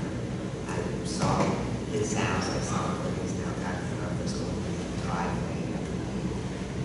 Common sense, but I'm gonna say, well, why would we want to buy part of his property? How much is that gonna cost us, you know? But then there might be other streets where they're in the gateway, and I guess some of the older people in this town on the sidewalks, obviously, it was written in there for some reason. I don't quite understand why. But common sense would say to me that instead of having to come, as you mentioned, before the commission, every time this issue comes up, what would you do as a person who does this job every day? What's your suggestion about it? Sidewalks are a liability. They have to belong to the city. I'm sorry. I said sidewalks are they belong to the city, is that correct, Scott? If you have a sidewalk on private property and somebody gets hurt, who is that person going to go after? Homeowner? So that's why normally sidewalks are, we have a sidewalk easement and then we have our stormwater, which gives us the 50 feet. The city needs the funds to repair sidewalks, to install sidewalks where we don't have them. My goal is to determine where are we going to do that? Where do we want the sidewalks? And where are we going to not require sidewalks? We have a very few infield lots that are vacant. Most of them are built out. There's still some places in the city that are not. But most of the main areas through, I'm not going all the streets, but through off of Lakeview, most of these streets are built out and they have no sidewalks. So when I have a house come in, that maybe there's a lot that's vacant, it's been there for a long time, somebody comes in and they build, now they're required to put in a sidewalk, we're paying in lieu of fee. But nobody else on that whole road has a sidewalk. Nobody else paid into that fund. To say what I think is right, I think if they could come up with an in lieu of fee that is charged to everybody, or based on the areas, instead of having somebody that might pay $10,000 for a sidewalk because they have 500 feet of frontage, to someone who has 300 feet of frontage and $6,000 for a sidewalk, come up with a fee. The city is not going to have an entire city of sidewalk. You're going to have sidewalks where they are now, or where you want to extend maybe down Lakeview to finish off Lakeview to Cloud. That's going to happen when Big Road goes in. And any other areas, through parks, things like that, because that's what brings people into the city. And that's what it's about. You go into Volusia County, you go out to agricultural properties. I've got one on Kicklighter, East Kicklighter. Buy a bigger piece of property at the bend. They're not required to put in a sidewalk. There's no need for one. And the county doesn't require them to pay that in fees. So they kind of break it up into the residential area. And most of the time, subdivisions are built, and they provide the sidewalks, but we don't have that here. So we're a unique community with a situation that we have to try and find a happy medium that works for the city as well as for the people who are moving in. Because they will move in, and they are going to move in, and the city would help. And there's a disconnect between PLDRC and the commission. But that's how I started this off, how do we? There probably needs to be, we canceled that one, but at some point a workshop that talks about exactly what Debbie's identifying. Because I think my understanding, Scott correct me, or Debbie, that the commission did propose some changes. And it went back to the PLDRC, and the answer was no, just follow the ordinance. But no one officially came back to tell you that. And if we go by the fact that we follow the rules, then Debbie has no choice but to tell them, you put in a sidewalk, or you pay in lieu of, and in lieu of, right now, it doesn't define how you address what that figure is, so it's almost looking at it and saying what his cost would be is what he has to put in. So there's some tweaking that needs to happen between the commission and the PLDRC. I understand the thought when it came in, we want a connected community and sidewalks going through there, but when Rick probably knows better than me, in reference to some of the survey where roadways, as the mayor is saying, owned by individuals and what have you. So I mean, it's almost like there's a survey issue that needs to be done, you know, involving some of this is actually what's there. But there's some areas where, like in his case, he doesn't have the right of way. So we're going to mandate it, and we have to be in a position that, I won't use the word may, he'd be a willing seller as long as you give the right price. Right.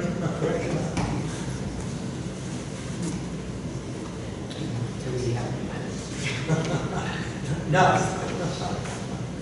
Sure. Right. As our city grows, we're growing pain, we get more and more people living in the city. They want to have, it's our responsibility to provide safe areas for them to be able to walk and move around town on. Lemon Avenue, when I went through the list of right-of-way list, Lemon Avenue has the smallest right-of-way, it's only 20 feet, which doesn't give very much room for a sidewalk on either side of it. If it takes us having to buy 13 feet of his property, negotiating with him, buying 13 feet of his property to have a sidewalk in, then I say go for it. Deltona Corporation, way back when they started building Deltona and the Mackle Brothers and everything, all the houses were required to put in sidewalks.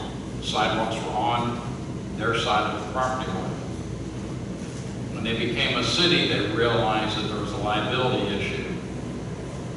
So the city started requiring that all new residents had to put in a sidewalk, and now allocated the city right of way for them to put the sidewalk on. The areas that already had existing sidewalks, the city went and installed sidewalks. So you had like about a 4 or 5 foot wide sidewalk and then a little 2 foot sidewalk in the person's yard. And the person asked you, what do we do with it? Well, that's your sidewalk, you do what you want with it. So, some of them tore it up, some of them didn't. But if it takes us having to have our streets surveyed to find out exactly where they're located at, purchasing the right-of-ways to be able to provide for the public safety, I say we look at it and see that we follow that route. We're responsible overall for the public safety, and we need to adhere to that. Excuse me, no, my concern is that are we going to keep? Just state your name. My name is Ed Wire. I currently live on 450 Delaware Avenue. I love Lake Helen. We moved here about 6 years ago and we plan on staying here.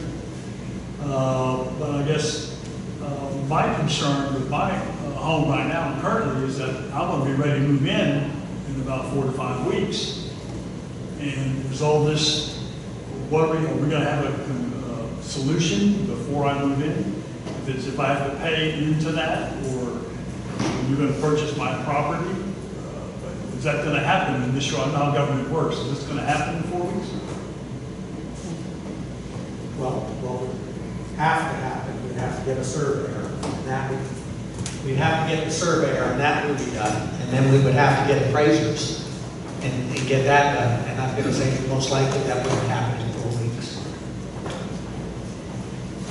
Don't we have a process where they can do conditional occupancy while issues that don't relate to the building are being resolved? We have offered a temporary CO. We have offered a temporary CO before, which we can do that. We wouldn't only be purchasing property from Mr. Wire, we'd also be Mainly. from Manning at 350. And also the house to the east of me. And then Patel will be next. So we have 3. Well, that's why we need to get the survey and see exactly if we do the 13 feet that was mentioned in this document, then the survey would have to show us where all along that street we need to add the 13 feet to it, do them, and negotiate with them to buy that sections too. Right, and that would have been one of my options. If the city is considering it, then we would have to get appraisals for the properties and have it Of all the lots. of all the lots. Yeah. But we definitely need to get the street survey to find out exactly where our right-of-ways are, not just based on reports that have been passed down over the years, because apparently those reports are wrong. So I have one other question for the concerning Lemon. By installing sidewalks, there's a risk of damaging the trees that are along that path. The large oaks that are up there. I think Or just wide enough right-of-way to do a meandering sidewalk. There's a lot of areas that do a meandering sidewalk to go around trees save the trees. Like, however much property we can see. I mean, we can buy as much as we want to sell, but you gotta worry that the remaining lot has to be a conforming lot, house still has to meet all of our setback requirements. We can't acquire property from the remaining non-conforming. I don't know. Jim says it's pretty far back, so it's probably. His house is set back. Yeah. Right. I mean, I'm willing, if I can get a temporary CO, as you say, and move in, then we can work this out later, that's fine. I just don't want to hold up me moving into my home. I would agree with that. I think the temporary CO is going to be the way to go because I don't see this being resolved in the next 5 to 6 weeks. But you are moving in. All right. Thank you much. Appreciate it. Anything else that we need to do with that? Jimmy, You vote on it? I would like a motion that commission's authorizing temporary CO without a sidewalk. And comment. And then, well, people can comment, okay? But don't mean to be rude. Get the commission out of there, what they want to do after, and then we'll comment. Before they vote though, or? Oh, yeah, oh, no, oh, yeah, no, Any no, comments no, here? we're trying to lay that out, but before they vote, then they No, have to hear from the public. Before we do the motion, we're going to call on you guys. Yeah, okay. I'm not forcing anything, okay, okay? So you give a motion that at least say, issue him a temporary CO without having the sidewalk, so then we have your authority to do that. And then the next motion would be involved in directing staff to do the survey, the appraisal, and then enter into negotiation, not only with him, but the other property owners that would be impacted by that. But we hold that thought until we have our public comment. Yeah, and but you that can would be the essence of reiterate what that. you would be doing. yes. Okay, Todd Preston. Todd, Nancy, and I have Caleb, in that order. Thank you. And then there's that guy.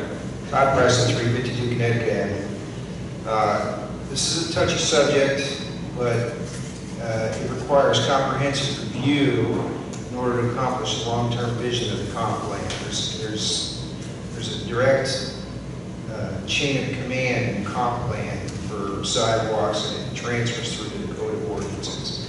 So I just would encourage you not to make any knee-jerk reactions, do a comprehensive review so that you can come up with a satisfactory updating of the comp plan and codes.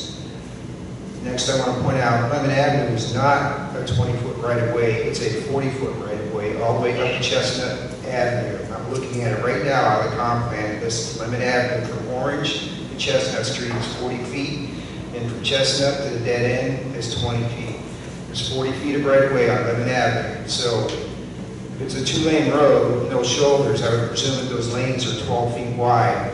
At maximum, they're 15 feet wide, which gives you 10-foot right-of-way. That's enough to put a sidewalk on one side of the street if you so choose to do so. But you should rely on a city survey of the street, not a homeowner's, because we have seen Our ordinance has the 20 feet. the comp plan lists a 40-foot right-of-way on Lemon Street from Orange Avenue to Chestnut. Another point I would make out, there are existing sidewalks in many areas of the city that people don't know about. For example, on Garden Street from Lakeview up to Euclid, there's a buried sidewalk. There's some buried sidewalks on Main Street from Lakeview up to Euclid. So when you say there are places with no sidewalks, there are sidewalks there that are down underneath 4 to 6 inches worth of growth and earth because they haven't been maintained. The state, the city's ordinance and codes state that we build sidewalks based on state guidelines. State guidelines call for sidewalks within 1 mile of a school, so take that into consideration. And the last one was I just recommended you conduct a city survey of the street before you make a decision whether to purchase anybody's property. Thank you. Thank you.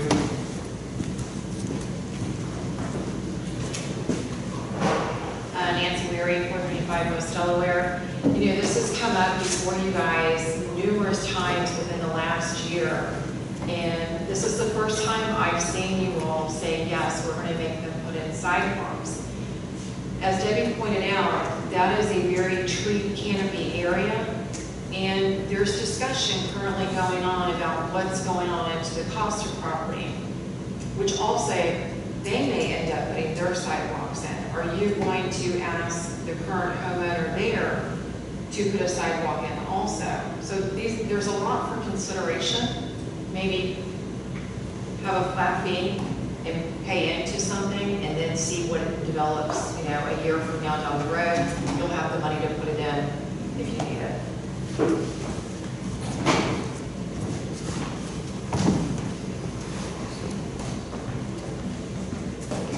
Caitlin Troy, 664 McKenzie. I just have two suggestions, and I put the card in before you guys brought up the temporary CO, but you know, it is a sensitive subject, but to be fair to Mr. Wire, if his permit was issued with the sidewalks on his site plan shown where they were going to go, and at that time it was not caught that he might be possibly encroaching on city right-of-way or vice versa, I think at that time when he started construction, he could have been handling this, but to get to the end of his project and now have to deal with this, I think he should be pardoned essentially from that, from the same circumstances that others have gone through in the past year, as far as during submittal is usually when something like this should come up. And I know we are a little bit shorthanded, I know there's been a ton of growth, but I think that would be a suggestion to me, would be that because that his application was applied for and approved, showing sidewalks in front of his property and it was not caught, I think he should probably be let off of that. And then I agree with Mrs. Weary about the tree canopy. I would hate to see that damaged. And then my recommendation would be for sidewalks is you want them to bring you to the heart of town. I don't really know, we want to be a walkable community, but I don't really even know if Lemon is kind of a direct path into town unless you get around the lake. There's definitely narrow shoulders there. My recommendation would be we need sidewalks where the main heart of the city is and then kind of branching out, but I don't know, you know, how far out we really need to go. So if there was an overlay showing where sidewalks should go, then anyone who comes in to build, if they're in that overlay, then they know where they need to be. That's it. Thank you. Alan Cook?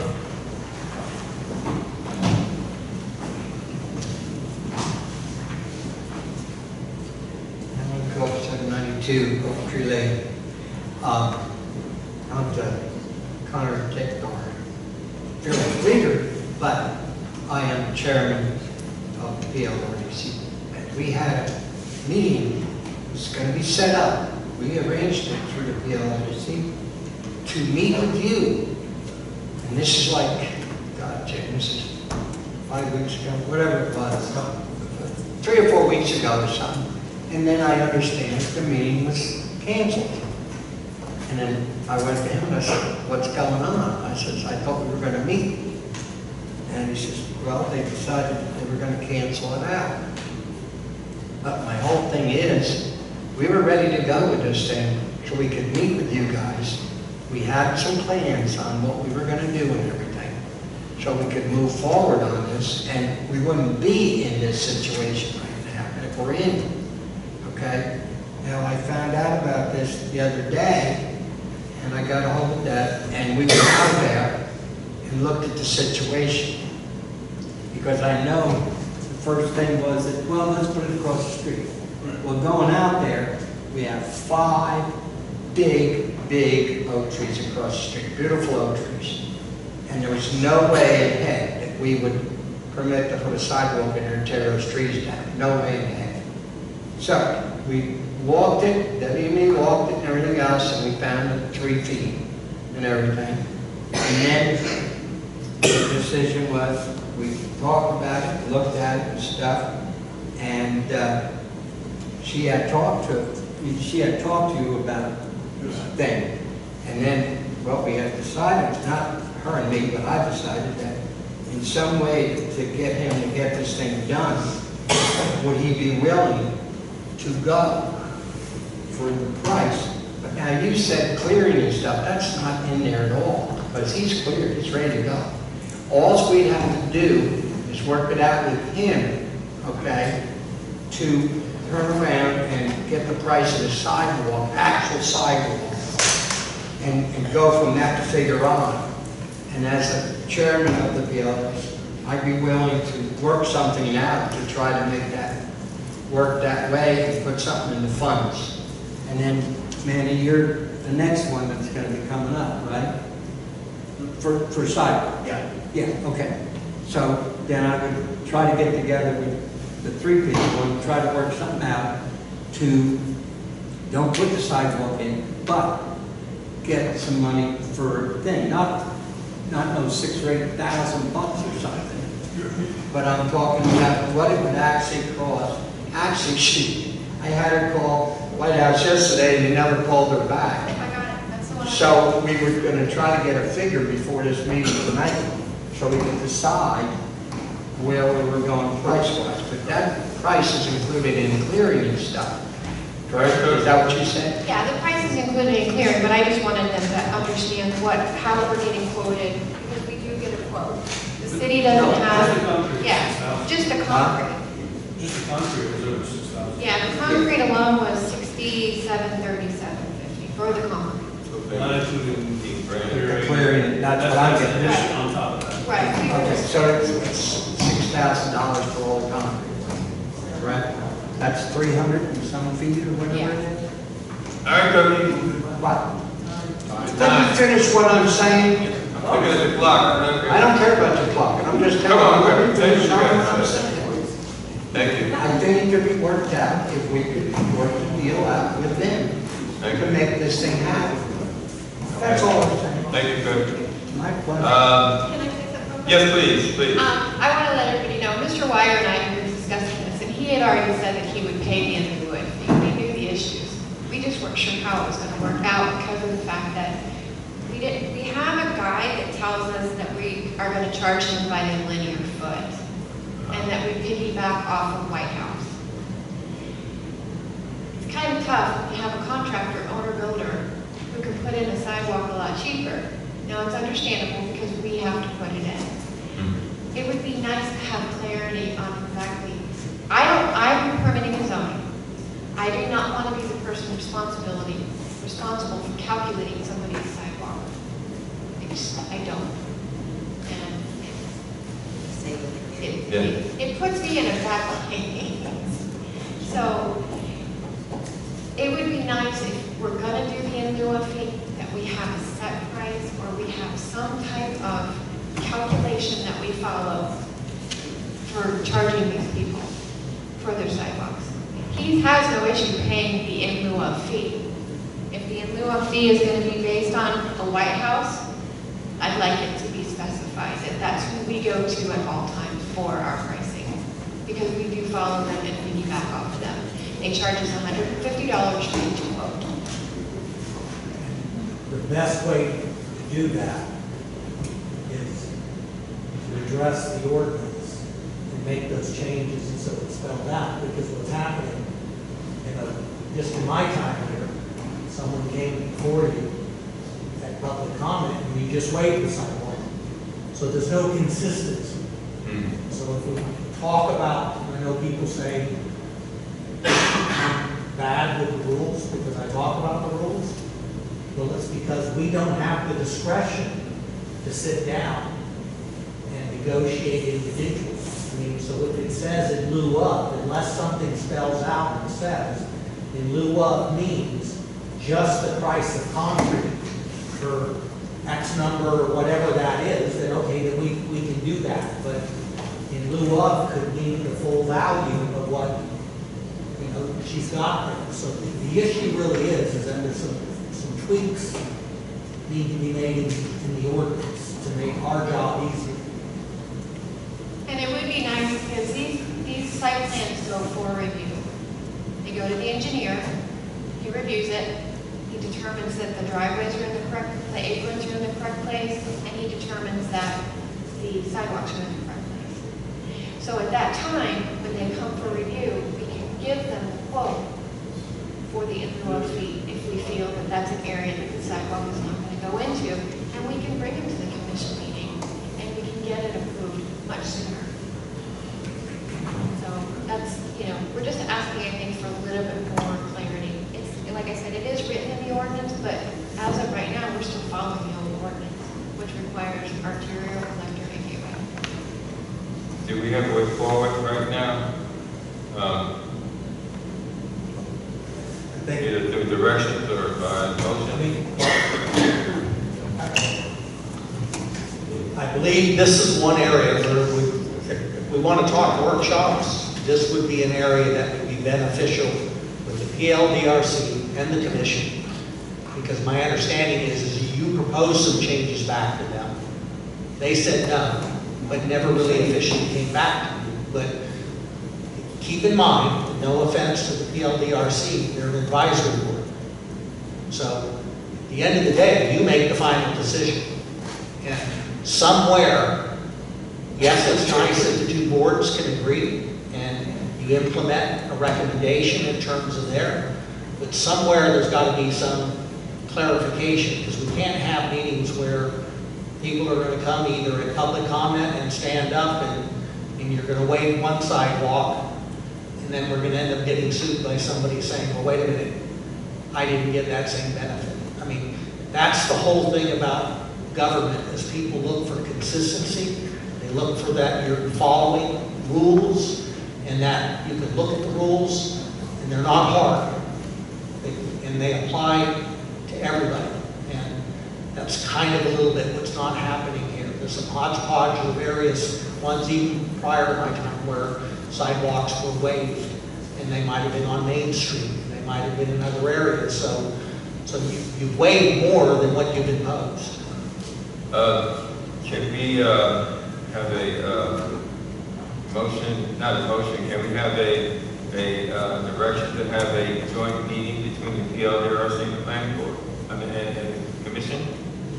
Yeah, we had one scheduled. We had one scheduled, but it And an didn't. email came out because of that, we canceled it, so maybe. So would that be the next step forward along with being able to? Yeah. So that he can Let still him get- get his CO, temporary CO, and go in, and then we can work out that sidewalk issue. Good, right. I'd like to make a motion that we issue temporary CO to 352 Lemon Street until we resolve the right-of-way issue. Have a second? Have a second? Who did? Donata? Commissioner Donata. All in favor? Aye. Any opposed? None. Motion passed. And we're going to take a 10-minute break.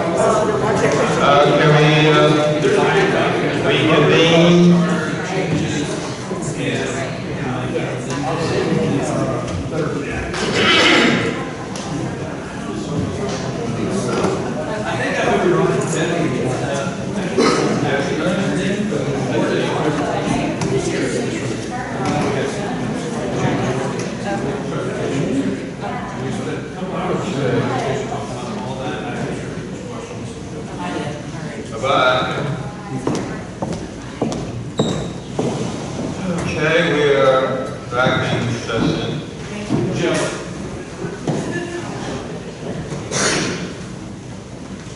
I'm going to, I put an add-on to this, the new business, and it was about prayer. I haven't seen, but I've heard a lot of what was on the Facebook page that made a lot of people upset. I did not read it, but yes, sir. I think we did. We did, didn't we? No, we only approved the temporary CO accounts. Direction on the ordinance was most likely. You're right about that, brother. Do you need directions on the sidewalk committee is moving backwards. Well, I mean, that committee, the sidewalk, what was your need of the direction that you need? Yeah, but just be coordinating with the PLDRC and you all for a workshop. That was a request, yes, Yeah. to make a coordination. Yeah. I thought, yeah, we had. All we need, Roger, is a date, we're ready to go. Okay. We were ready last time, but the letter stopped it. Well, as I said, I haven't seen it, but I've heard there's a lot of misinformation going around the Facebook page about prayer.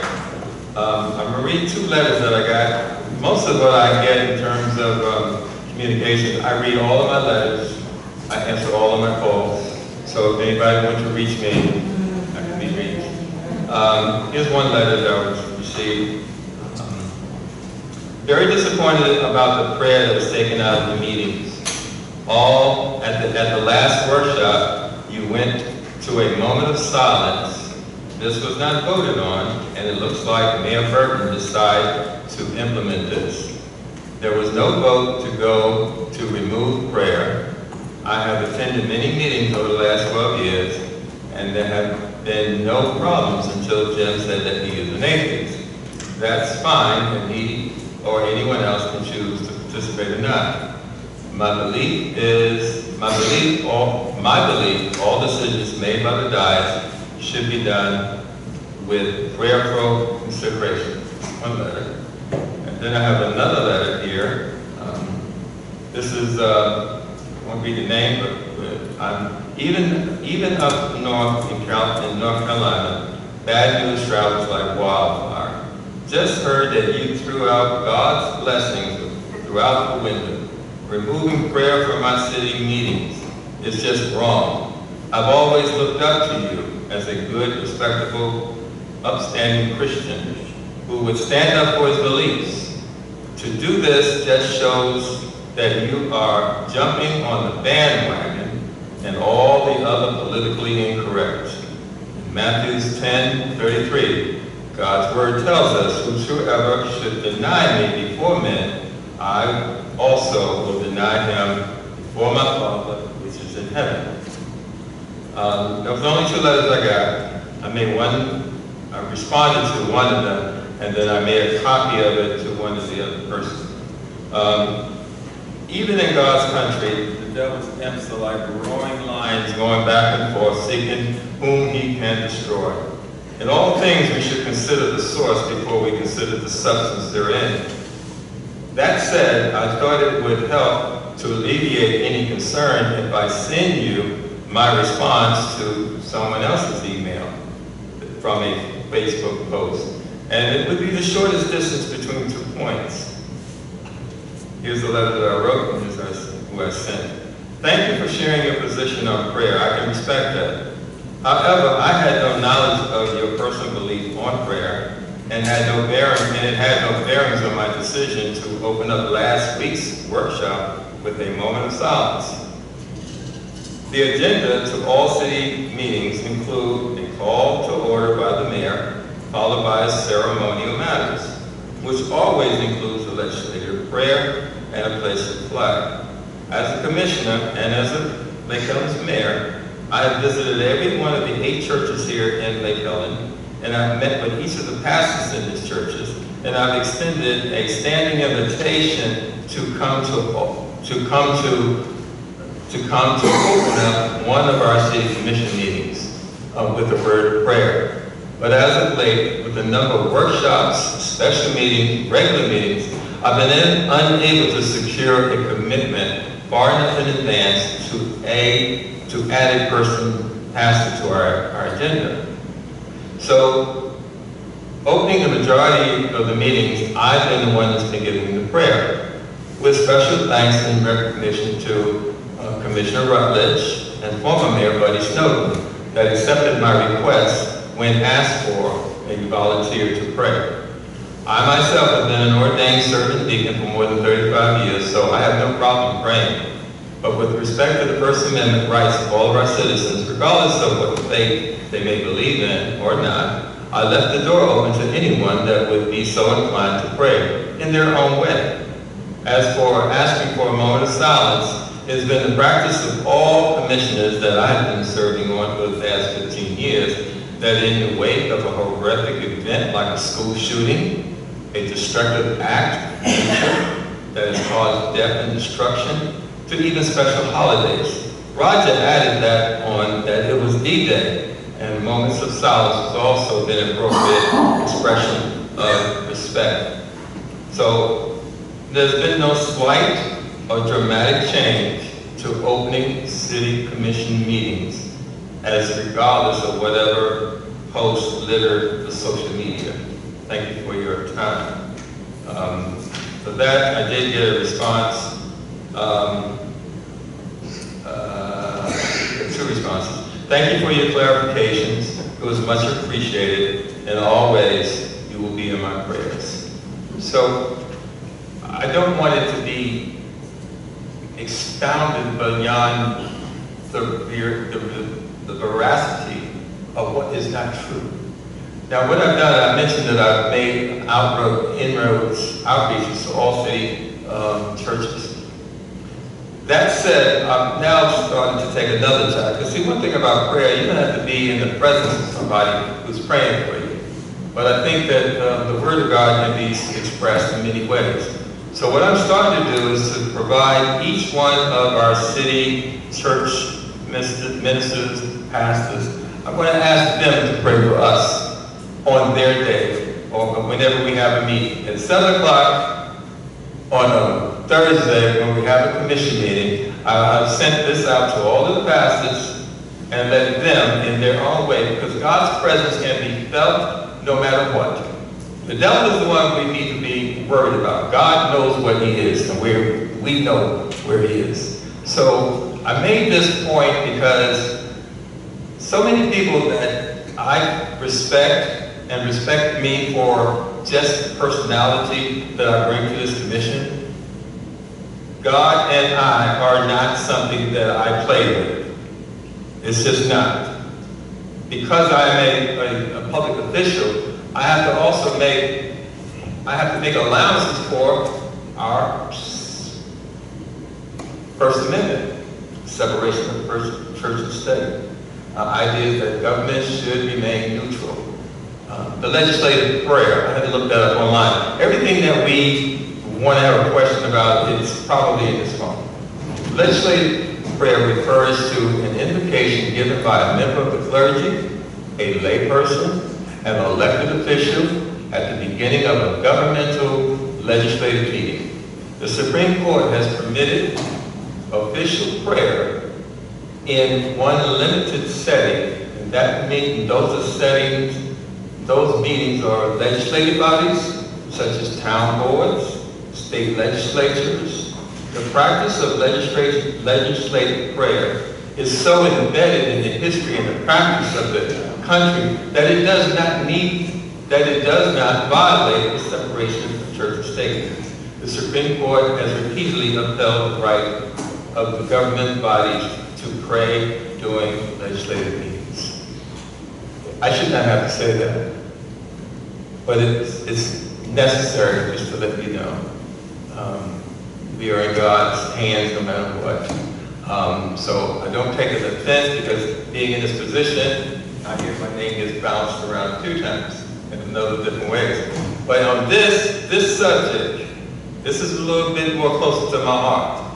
This is what I've been ordained to do, and this is what I've been doing. So whatever you might think about me in any other way, it ain't about prayer. Those 2 gentlemen that showed up to the prayer, in this particular, and I appreciate Roger for getting someone to make the opening legislative prayer for the workshop. But the 2 gentlemen that showed up are deacons that I serve with. I have been serving with them for over 15 years. One of them is a city commissioner. He's right here in the city. You met him, Keith Smith. So I just wanted to let you know that the city's in good hands. Prayer is in good hands. Whether we open it up by prayer, by open it up by invocation, of whatever, anyone here can open up a prayer. If anybody wants to volunteer, we can open up prayer. But we're not putting prayer out of the city. Not on my watch. Thank you. To that, we're moving on to the, yes, ma'am. Oh, I'm sorry, Jim. Mayor, I do feel I'd like to say something. Yes. I let the commission know I don't pray. That's not me. I have never once said anything to any of you to not pray, that your prayer in any way bothers me or interferes with me. I don't like the idea that this implication of change is based on my views. I don't attack anybody else's religion, but I'm being attacked for my non-religion. The U.S. Constitution protects me just as much as it does those who believe.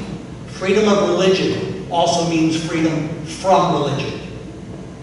I have no problem with this commission praying, and they're going through there. I sit here quietly and respectfully. If someone wants to attack me for being an atheist, they're violating my rights. I have the right to believe what I want to believe, and you as a board can handle your prayer and do your process. I will not sit by and have people attack me and violate my freedom of religion. Thank you. I just wanted to think that we as a board need to come together, because we sit up here for commissioners and the mayor, but we as a board, we have to work together.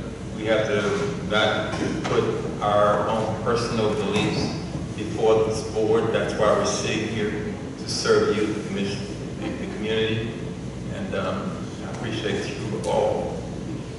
Is there anything else, Raj? Everybody needs to remember and pass on what was said. I'm a veteran. I spent my time defending this country and defending those rights that we're talking about. Whether it's for prayer or not to pray, that is the rights that the people of the United States have. And that's one thing that the military has fought for, to maintain the people's rights to choose. So we need to quit attacking each other on different issues and start looking at the truth and seeing what's really out there. Thank you, Roger. Moving right along. Past the sidewalk, we're down the 9A. The deposit structure for consultant recovery creek. Would you mind speak to that? Yes, ma'am. Background, the city is experiencing an increase in more complex and development requests. To ensure the applicants are reviewed in a timely manner, the city staff is sending development applications to outside consultants for review. Those outside consultants are professional planners, engineers, and if need be, even the city attorney, to review those aspects. There are costs involved from those experts in reviewing any development application, and those costs are billed to the city. And we do not have a mechanism in order for some of those costs to be captured by development. Those costs should not be paid by a taxpayer in the city of Lake Helen who is not involved in development. They should not be subsidizing development. They should not be paying for development. What I'm proposing is something that we've implemented in other communities. It's called a pass-through deposit. And that means that in addition to their application fee, someone developing in the city of Lake Helen would then be required to place a deposit. That deposit is used to cover planning expenses, engineering expenses, and legal expenses. We've broken it into two categories. Small-scale development would be a $2,500 deposit. Large-scale development would be a $5,000 deposit.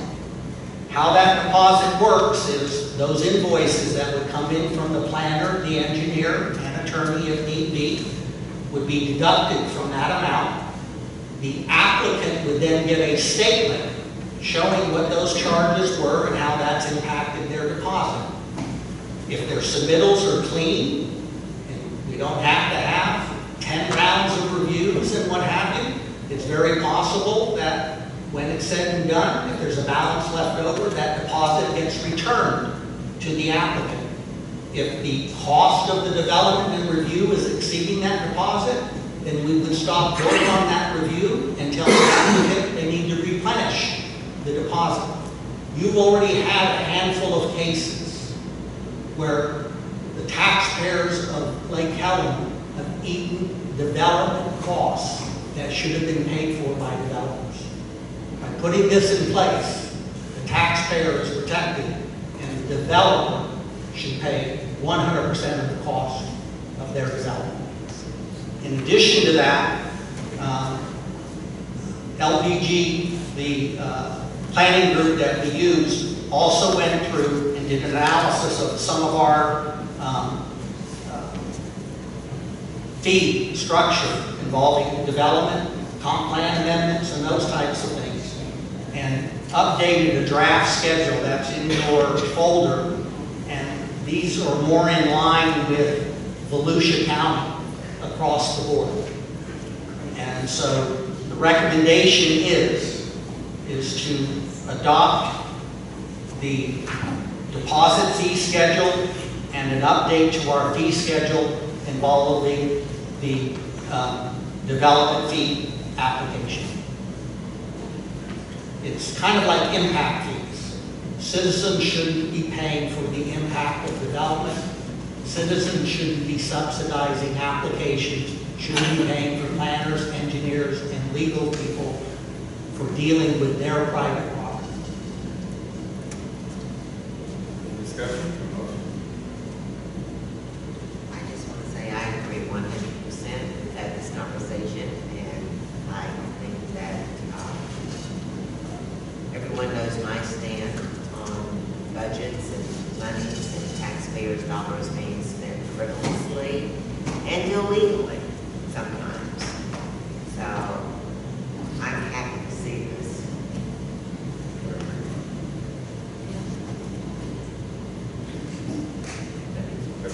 Anybody else? So I make a motion that we go ahead and pass through this new fee schedule as is, based on the conversation that the CA has had with the commission tonight. Happy to see it there. Second. Motion is second by Bishop. All in favor? I've got a question. Sorry. One quick comment, just because it just came up in Oak Hill Monday night. We don't have a deposit in Oak Hill. We recently adopted a half fee schedule. So the question was, when does that fee have to be paid? We have the deposit here, so it's a little bit different, but we can maybe say a language where in Oak Hill, it was worded that says the approval will not be given until the fee is paid. So approval will not be given can be interpreted multiple ways. And the commission's intent was it wouldn't go on the agenda for approval. And but until all fees were paid. Well, the problem with that is absolute statement is there are going to be fees incurred at the final approval that still have to be paid. So the discussion was about the approval is contingent and will not become effective until all fees are paid.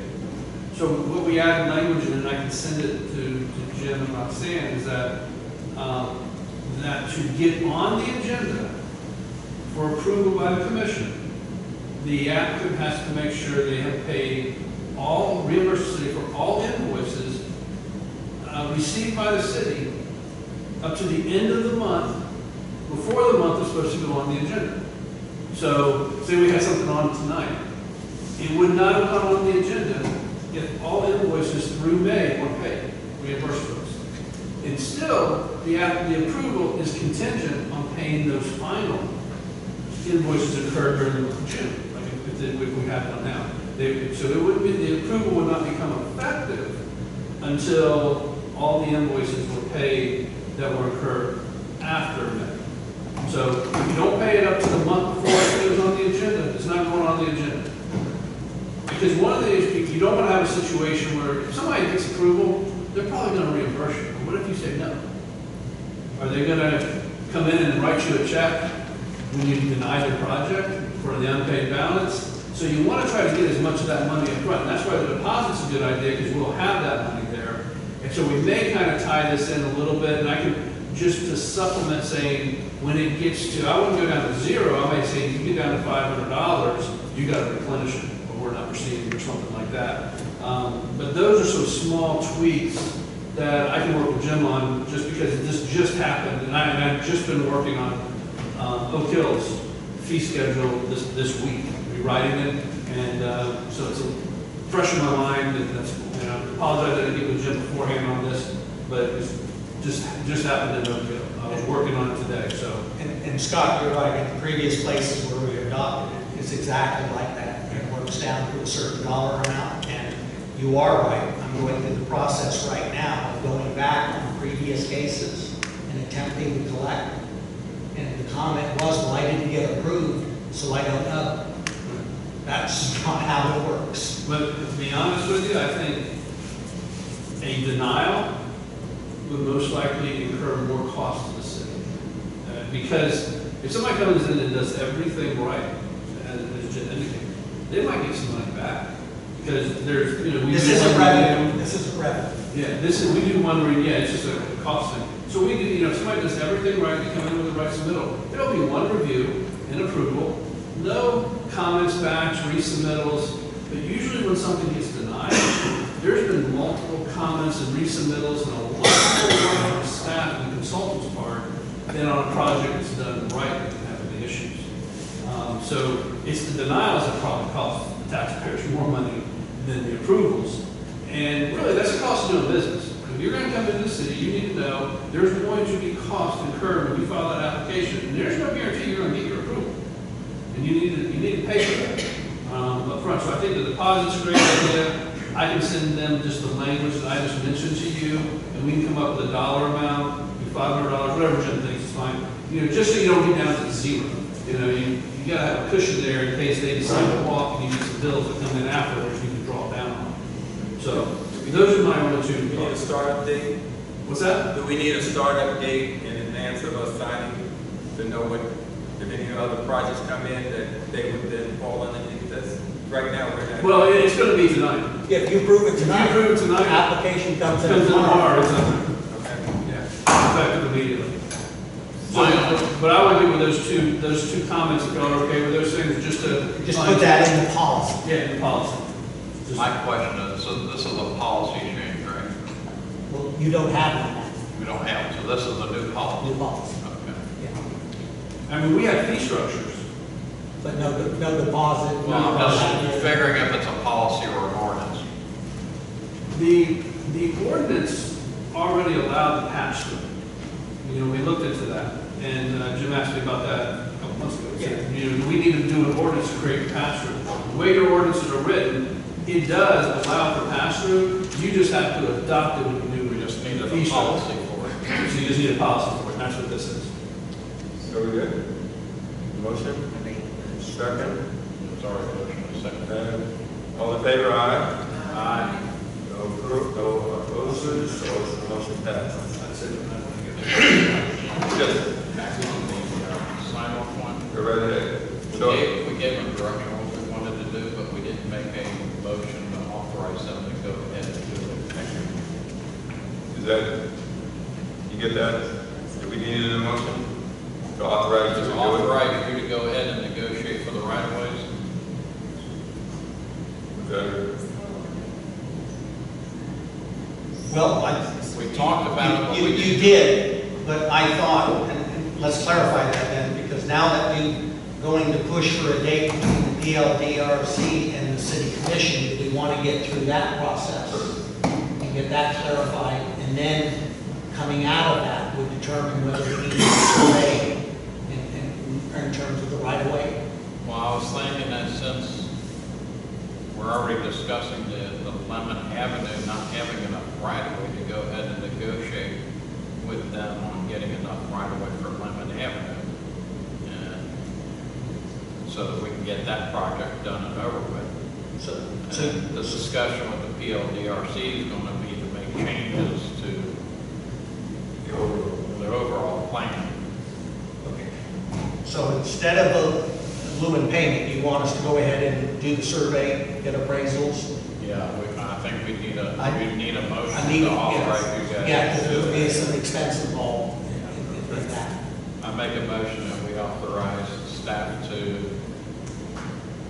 have a survey done and negotiate for the right-of-way on Lemon Avenue for purpose of enlarging the right-of-way. Motion, second. Slade. Going once. Talked about this a long time about it needed to be done.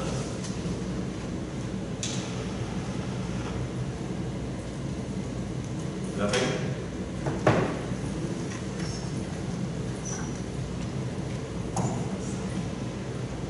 Okay, I guess it's coming back for lack of a second.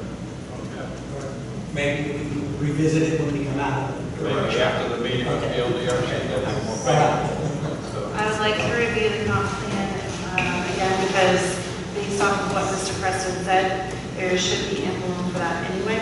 And once we have more direction, after collaborating with the LDRC, I think we'll have a better route to travel. I don't have enough of the trees on the road to be able to put in a sidewalk there, but cut the trees down. It's very possible, but I think if we should, I mean, we already issued, allowed for issuing of a temporary CO, so the homeowner can get into the home, and once we have a direction on what the ordinance looks like, you know, sidewalk overlay, et cetera, I think then we'll be able to know how to move forward on that if we want to incur that cost.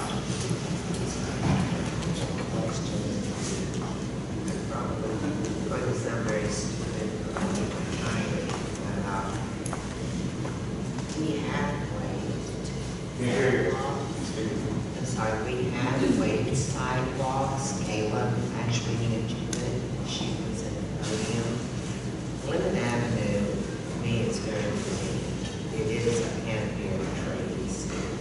And to me, to put a sidewalk in there is going to take away from that country road. That road. A lot of golf carts travel that road.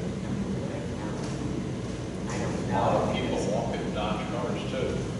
And, I haven't seen that. I know there used to be a school bus that stopped there. And kids, and there's a bus stop there. So I was just thinking, really kind of take that look away from Bass Road since we have a way of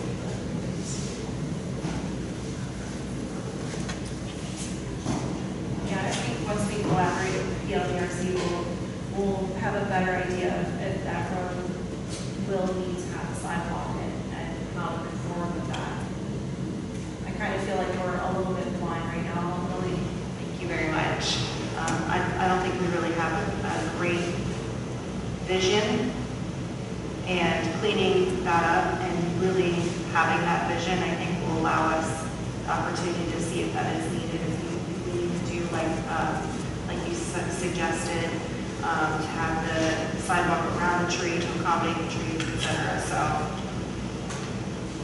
I want to talk to the PLDRC a bit and get that. I agree with that. I think we ought okay, moving right along. Special events job requisition review. The city commission proposed a special event position and adopted 2023-2024 budget. The budget total was $60,000. Staff has attached a proposed job description for review. And review of the issues. The city commission had a workshop on the 23rd and the 30th of April to discuss special events coordinator position and direct the staff to bring back a job description. The staff is attached to the proposed job description. If approved, the city commission would need also consent and expected pay rent. The Commission already used $10,000 of the $60,000 fund to increase the firework contract. For discussion.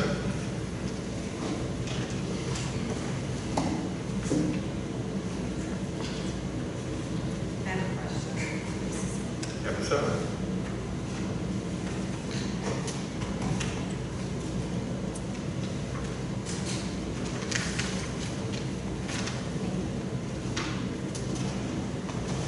Okay, on page 2 of 3, the job description for events assistant, the very bottom says tools and equipment used, city vehicles. Does this mean trucks, golf carts, all of the above? Something I'm not thinking of? Probably more in mind what I had there was the fact that I know the golf cart is sometimes is used, but depending upon the nature, being at the event, I mean, if need be, another vehicle would be made available. I mean, they would be an employee, so they'd still be covered under all that. Not saying we have to buy. Right. a vehicle. And also, in the packet, the agenda packet, it says the budget total was $60,000, which of course we know to no longer be what's remaining. What is the remaining? I can't. 50,000, because we'll do a budget amendment later in the year, but when we did the fireworks contract, you had 10,000 in the budget, and it was 19,500, so I rounded it up, so it was actually 9,500 was taken out of there. So kind of going back to the 73 cents on the garbage, sometimes I like round numbers in terms of that. But so you really have 50,500. Okay. And what direction are you needing from us tonight on this? Well, first step would be, I mean, while there was a line item put in, but would be the commission to approve a job description so that we would know that, and then as I said in there, you know, the second step then would be creating what you believe should be the salary structure. What was budgeted might not necessarily be what this commission thinks is appropriate, you know, for an event coordinator. And then once you develop a salary range, then if you want us to go forward, then we would advertise that job with that salary range with this job description. And then as applicants came in, we feed through them, clarify them, make sure people meet either requirements we're looking for and whatever, and then bring maybe a couple of applicants to you in the sense of that meet there. Doesn't mean you can't see all applicants. I mean, every resume that came in, but we would kind of look at them and at least try to narrow down to make sure that sometimes people will see an event and you get somebody who's a barista at a coffee shop at Starbucks, and sometimes those will come in. So I don't mean that as a negative to someone working as a barista, but it's like my job. Sometimes you hear the word manager, you can get applications. If you hadn't gone through Colin, you could have got applications from restaurant managers, landscape managers, because somebody just sees the word manager and resumes go out. So we would kind of at least look through and make sure that in those list of requirements that they met some combination of those, and then, you know, put them in the good pile or the potential pile, and then bring those to the commission. What you have here now is an example of typical functions performed. This is only an example, so everything on this list does not necessarily have to be in the job description, but this is almost like we can create the job responsibilities from this list and or whatever else we come up with. So this is not a package. In other words, we don't just take this and put this out there as your job description. These are things that we have to come to a decision about. The listing, everything you have listed here. The first step would be to First step. approve a job description. You can't advertise a job without being able to provide something. Right, what I'm saying is that, and in total, is this what you're asking?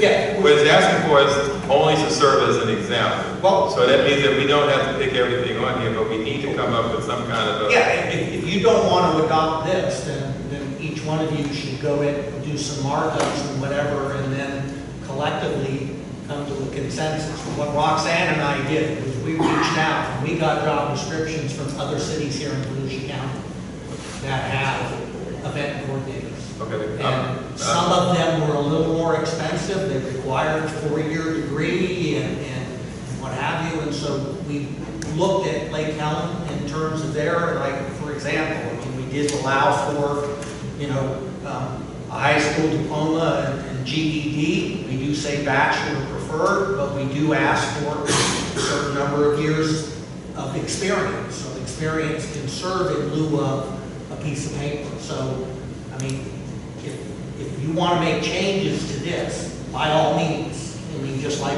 on anything there, I mean, we're not mandating it, but we think between the work we did and the variety of job descriptions we looked at, we thought we came up with something that was pretty comprehensive. Okay, I just wanted to know if that was your plan of action. And if there's anything else that we want to add to it, we could exclusively make that part of it. I've had a chance to read it. The commission, you have our opportunity to have a discussion on this. Yeah, I have a couple of things. I too have reached out to other cities. I too have reached out to other cities, and an assistant starting salary for most of the cities, and this is without a bachelor's degree, they could do, it would be an assistant who would report to you or to Roxanne, whomever you have to report to. It starts at between $15 and $18 an hour. I'm still feeling that with the limited number of events that we have going on in the city right now, that we don't need a 40-hour-a-week person to do this job.